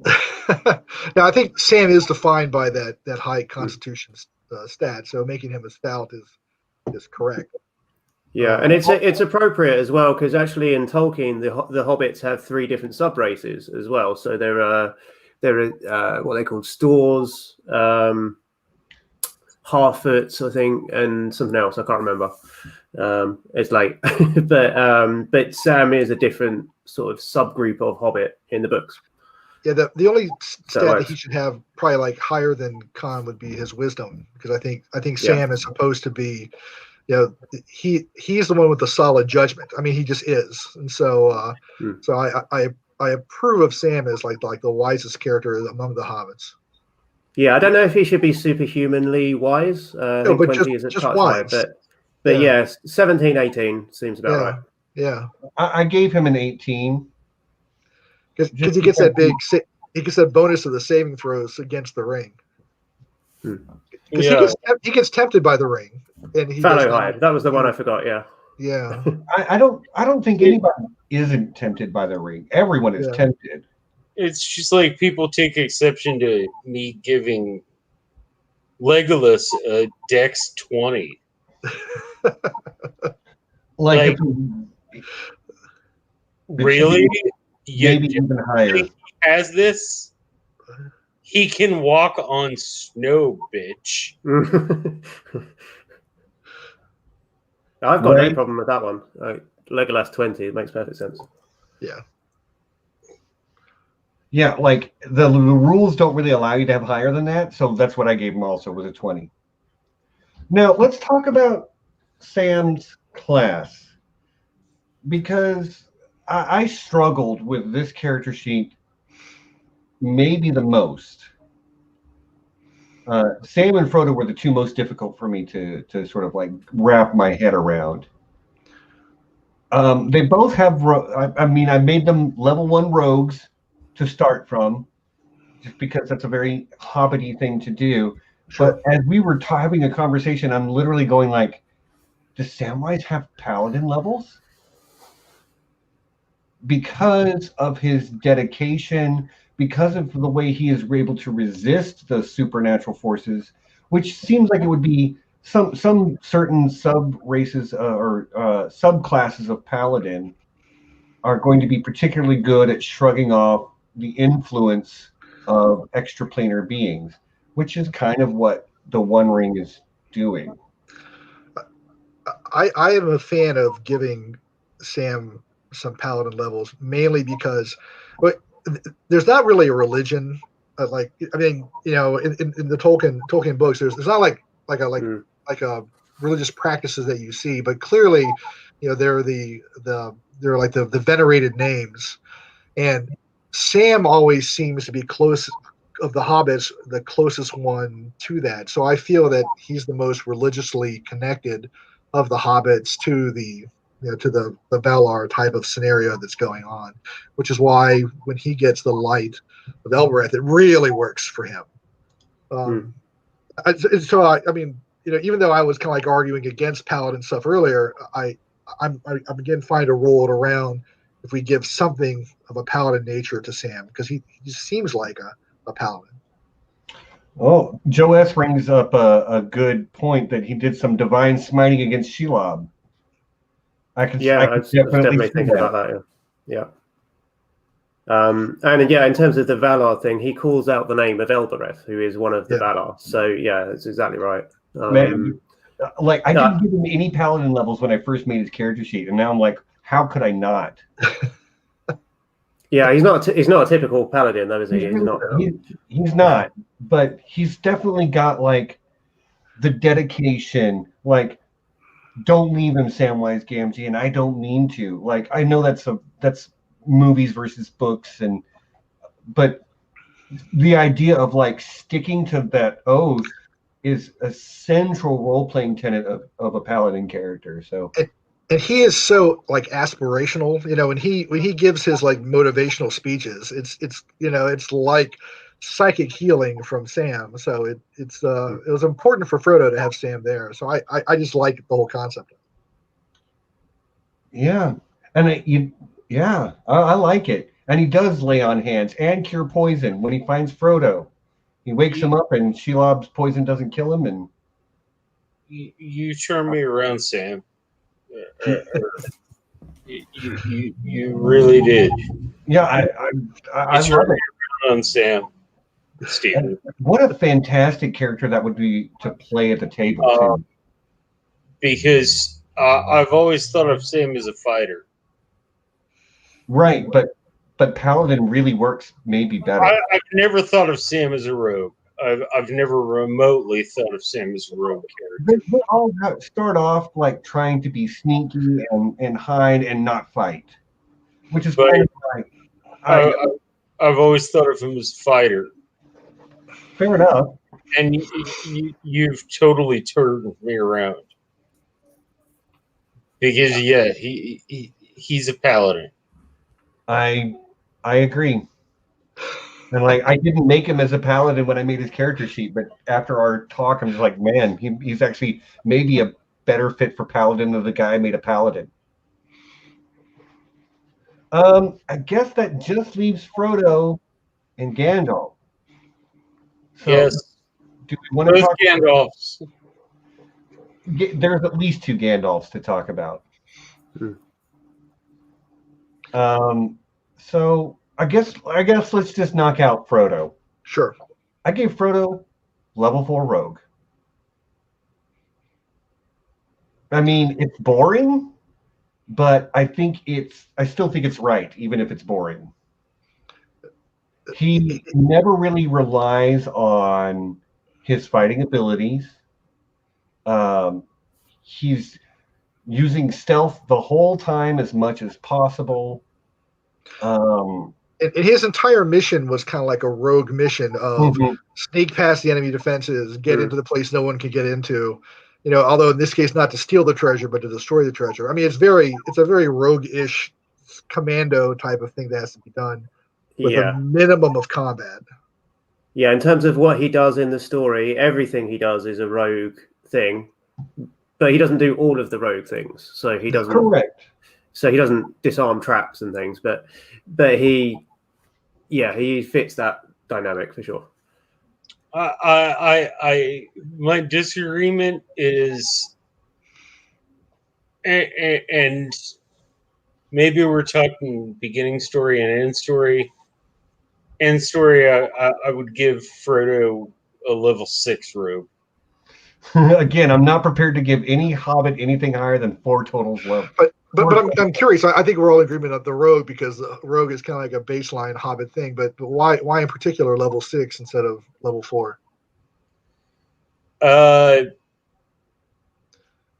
Just because of his pivotal, like the amount of experience he would get from the journey, or the amount of experience he would get from the journey, his backstab skill,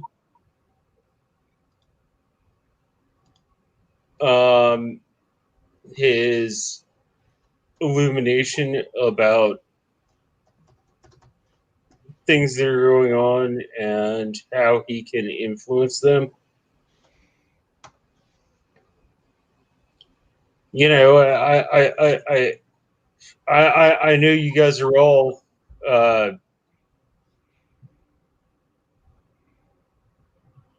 Song of Ice and Fire fans. Mm-hmm. I'd call Littlefinger a level 6 rogue. Again, I wouldn't give anybody in A Song of Ice and Fire higher than 4th level, because none of them reached that level of capability of someone like an Odysseus or a Hector or Ajax or any of those, any of the people from the Iliad. Like those, everybody from the Iliad is between level 5 and 10 to me. No. And you and I have very different views on levels. Which I accept, and I agree with Amy. Problem with. Yes, Amy has nailed it. Yeah. He's not even a good asshole. He's like, but I mean, we can split hairs over what level someone is, and like I think maybe what I need to do is at some point in the future have a conversation about D&D in particular, and about why I do the things I do and why I see things the way I do. But let's oh gosh, we're almost at the 2-hour mark already, and we haven't even touched on the divine intervention aspect of the story. So let's get to Gandalf, shall we? Before we leave Frodo, we should agree that he has a really high constitution because of and a really, really, really high wisdom. Yeah. Yeah. And pretty good dexterity as well. You have to think about that. If you've ever known an addict,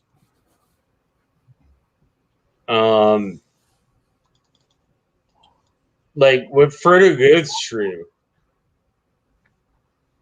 is so troubling. It's so terrifying. Because that's what if you've ever known an addict, that's what you're thinking about in your mind, is the way they're thinking about their drug. Yeah, and he definitely shows that. But he's got to have a high wisdom because, in theory, the One Ring gets stronger the closer you get to Barad-dûr, and he's able to resist it darn near up to the edge of the lava, which is, Boromir couldn't pass a saving throw when he wasn't carrying the ring. But Frodo was able to continually, and obviously he's got a few failed saving throws in there where he pulls a blade into Sam's face for a moment, or very nearly gives, and right before that, he very nearly gives into one of the Nazgûl. When he keeps putting on the ring at the wrong time and making strange decisions. Yep. But nobody resists the ring all the time. It's not possible. He fails those saving throws at times, but it's the decisions he makes when he does fail as well that sometimes actually save him, Frodo. Right, but he's got his paladin by his side to help him when he does fail. Same with Sam as well, right? So in the movies, obviously, Sam takes the ring for a little while Frodo is captured. In the books, you get Sam's point of view there. So you get Sam's thinking when he's trying to give the ring back to Frodo, and he starts seeing visions of Samwise the brilliant, Samwise the brave, etc. But he puts it in this place where he's kind of like, that's ridiculous. Like, I know that's ridiculous, and this is just the ring. And he reaches that rationale, and that's how he passes the saving throw. It's that high wisdom. Right. And Frodo has the same thing, basically. One of the things that always catches me about Samwise is when he has that ring and he thinks about how he can make the whole world a garden. Yeah. I love that. And then he's like, no, there are places people need to live and shit like that. Right. All right, so are you ready to discuss Gandalf, Stephen? We have to, man. I'm going to have to get this wrapped up so I can go pee. before too long. It's a nice Lovecraft country, which I have to see. So Right. I know a lot of somebody was just mentioning it in the chat that Lovecraft Country starts in an hour. So, and I'm sure everybody needs to get something to eat and all that. But yes, if you I need to sleep at some point as well. I know. good for you for being up so late, sir. Good for you. Yeah, it's like 11 o'clock at night for you, isn't it? No, it's coming up to 1 a.m. Yeah. So let's Jesus. talk about Gandalf the Grey. Lord in heaven have mercy. Challenge rating 15. Extraplanar being. Sure. Right? Okay. Yeah, John. and you and I had a discussion about this, and you were like, he's a Maiar, statting him out wouldn't necessarily be the best thing, and I'm like, I mean, it's not that he can't have stats, but like he can't have a character sheet the way most character sheets do. Because he doesn't have a player character rate the same. He's not a human. He's not an elf. right. He's Maiar. No, but I'm like, he was the member of the fellowship. Nice. Joe Asimar, which is a thing in D&D, but that is not what he is. No, it doesn't quite work. There's not a similar thing to what he is. Right. He's more like, as we understand Maiar, they're celestial type beings, and those type of creatures do exist in D&D. Some of them are called, like the very powerful ones are called solars. And Gandalf the White actually might be that powerful because Gandalf the Grey is clearly more, or the White is more powerful than Gandalf the Grey.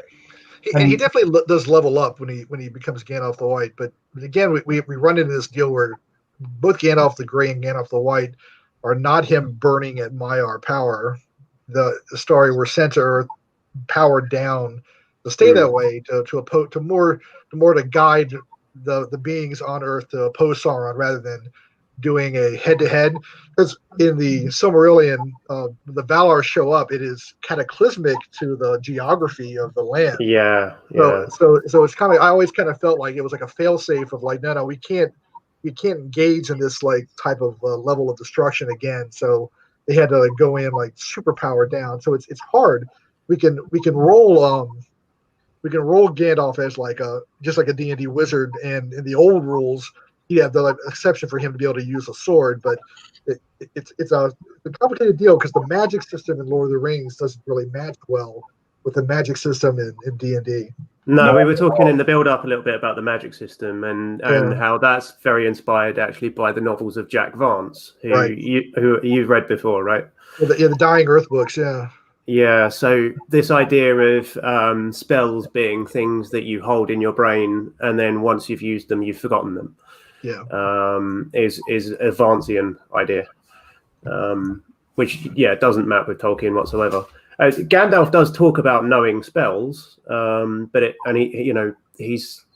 there's a studious element to wizardry in Middle Earth, but it's more like you study the lore of what it is that you're interested in as a wizard, as in Gandalf is interested in people and moving events and being a wandering sort of advisor to kings. Yeah.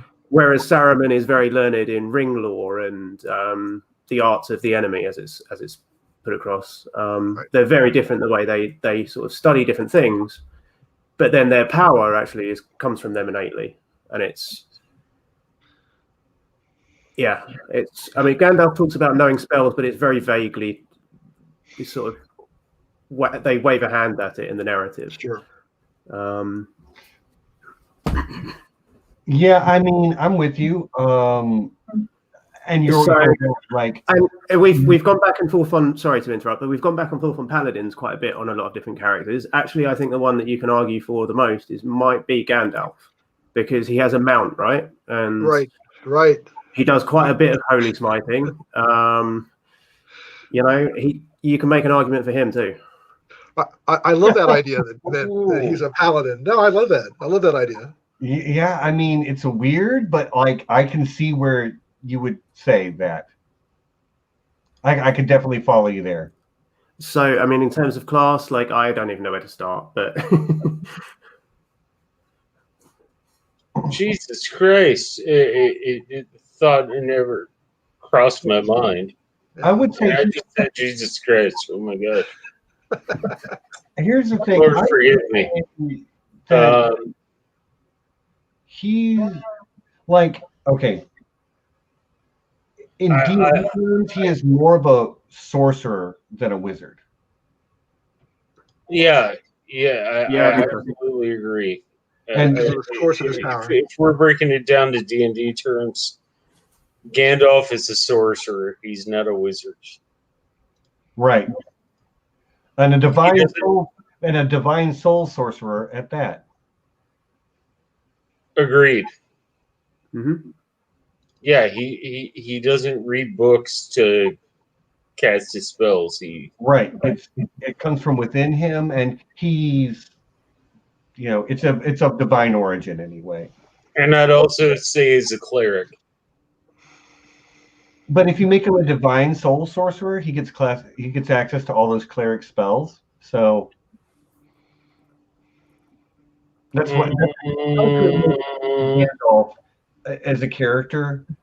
I think that's the way I would go. I can see giving him cleric levels. I can see giving him wizard levels. But to me, he is a divine soul sorcerer. I would make him a sorcerer cleric. But because there's no questioning his divine connection. But if you we talked about wizards kind of being like they're inspired. The D&D wizard is inspired by something that is not Tolkien. And to be honest with you, there's a series of books with which I'm not familiar. But Tolkien's like the magic is very esoteric. It cannot be really understood by the reader. Whereas in D&D, it's like every aspect of a spell is known. What is its range? How long does it take to do the thing? What does it take to do the thing? What is the effect? And what is the area that it will affect? And it is like a science. Whereas in Tolkien, we just see that it can do things and whatever it does, whatever the story needs it to do, which is great for a narrative where one person is in charge of everything. But in D&D, that's one of the things that needed to be different for a tabletop game versus the novel, that you need to know what's going to happen when you use your magic. Yeah. And so like as much as Lord of the Rings had a huge influence on D&D, it is not the only one, legitimately so. Again, what was the series of books you mentioned a moment ago? It's the author is Jack Vance, and it's sometimes called the Dying Earth books, but it's like Cudgel the Clever is one of the books, and I get some of the other names, but Jack Vance is an excellent author to read, just from his dialogue alone. Two people insulting one another is the best dialogue I've ever seen. So Jack Vance. Oh, it's great. I love Jack Vance. He writes dialogue better than anybody whose name isn't Ernest Hemingway. I've never read Jack Vance, but like I can get behind that. But I will say my favorite influence on modern D&D, I'm about to flash up a picture, but is these four ladies right here. Really? Yep. You have on the left the rogue, then the fighter, then the wizard, then the cleric on the end. There is your classic D&D party, the Golden Girls. And people have written entire essays on the Golden Girls being a D&D party. Go look that up. That's just something fun here at the end for you guys to go check out. So before we get off of Gandalf, there is Gandalf the Great, but then we also get Gandalf the White. And Gandalf the White is maybe the most powerful thing we see within the actual story itself.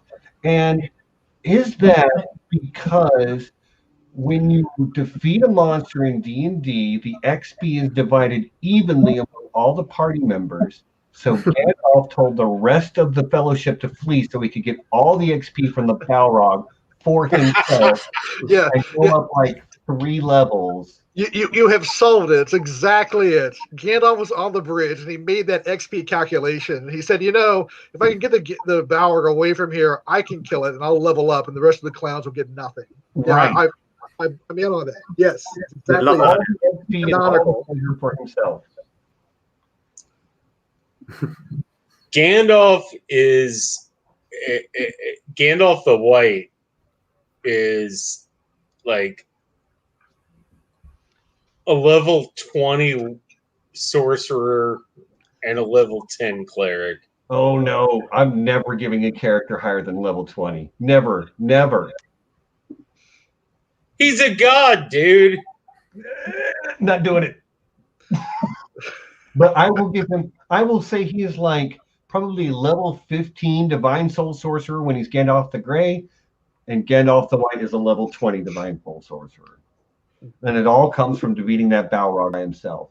That's why I want to mention we've got a similar character in D&D lore in the Forgotten Realms campaign setting called Elminster. Right. Who is like another sort of Merlin type figure, who also wears a pointy hat and smokes a pipe and has a long beard. And he's got all kinds of classes actually, but he's mostly a wizard and an archmage. And he's level 30. Yeah, he's level 32 or something, something ridiculous. He's not allowed to play in any of Steven's campaigns. No, he's not. No, he should never be used in any campaign for anything really. Right. See, that's the thing, like other than flavor, if you mention him, but right. It's definitely so. As the dungeon master, you can break whatever rules you want, but as the player, like you can't have over 20 in a stat. You can't have over level 20 as a character until you. And as Sean Ridiculous Ed Tollett says, in D&D, 20 is basically godlike anyway, and that is accurate. So level 1 through 4 is like human normal. Level 5 through 10 is hero. Level 11 through 16 is like superhero, and level 17 through 20 is godlike power. Which is why, but that's why I say he's level 15 before and level 20 after, because he does ascend to like this godlike power. Again, I'm being not as familiar with the books, and it's been a long time since I've read them. He cast an extremely powerful spell on Theoden to sort of de-age him and break the curse that Wormtongue and Sauron have laid on him. That's a powerful freaking spell. But he's got to be Gandalf the White before he can do it. I don't know that Gandalf the Grey could have done that. What kind of spell, the spell that Theoden has put on him, what kind of spell would you call that? Is that like a geese? Yeah, I think it would be geese, and then I think it's Greater Restoration that is cast on him by Gandalf. So that's a high-level divine spell. Oh yes. So I'm thinking they're like geese is like maybe 6th level spell, and Greater Restoration is like maybe a 7th level spell, which is way up there. Kelly's saying dispel magic at level Cajillion. Yes. As you say. Okay, so is there anything else? You know what? There was one other thing that I wanted to make sure that I mentioned, and that is one of my favorite magic items in Dungeons and Dragons is a direct ripoff of Lord of the Rings. It is called a Cloak of Elvenkind. And it's exactly. Yes. I mean, it's so obviously the elven cloaks that the Fellowship gets. I mean, that is. Do you have any idea how much I want one of those? Oh, it'd be awesome. But there are a lot of things in D&D that are inspired by Lord of the Rings, but a Cloak of Elvenkind is literally the cloak they get from Lothlorien. It does the camouflaging, blend in with the surroundings type of thing, and keep you warm, keep you cool. And it's one of those great mid-level magic items that a dungeon master can give to a party member that doesn't make them overpowered. It doesn't make them start slaughtering dragons with their bare hands, but it gives them a lot of utility stuff. And that's an important takeaway lesson that a lot of DMs can learn from the Lord of the Rings. When our party is being rewarded by the elves of Lothlorien, they're not given magical weapons, magical armor, or any of that stuff. They're like, here's some really badass bread, and here's some great rope, and maybe a few hairs. Okay, the archer gets a nice bow. Dude, I could use some limbus right now. Yeah. Like, seriously. And then the cloaks, so they got things that were utility useful. And for those of you who out there who are dungeon masters, take that to heart. Don't give out too many free magic weapons and armor, because that changes the nature of your game. And Tolkien knew that. He didn't give his players. I'm the most cheesy DM of all time.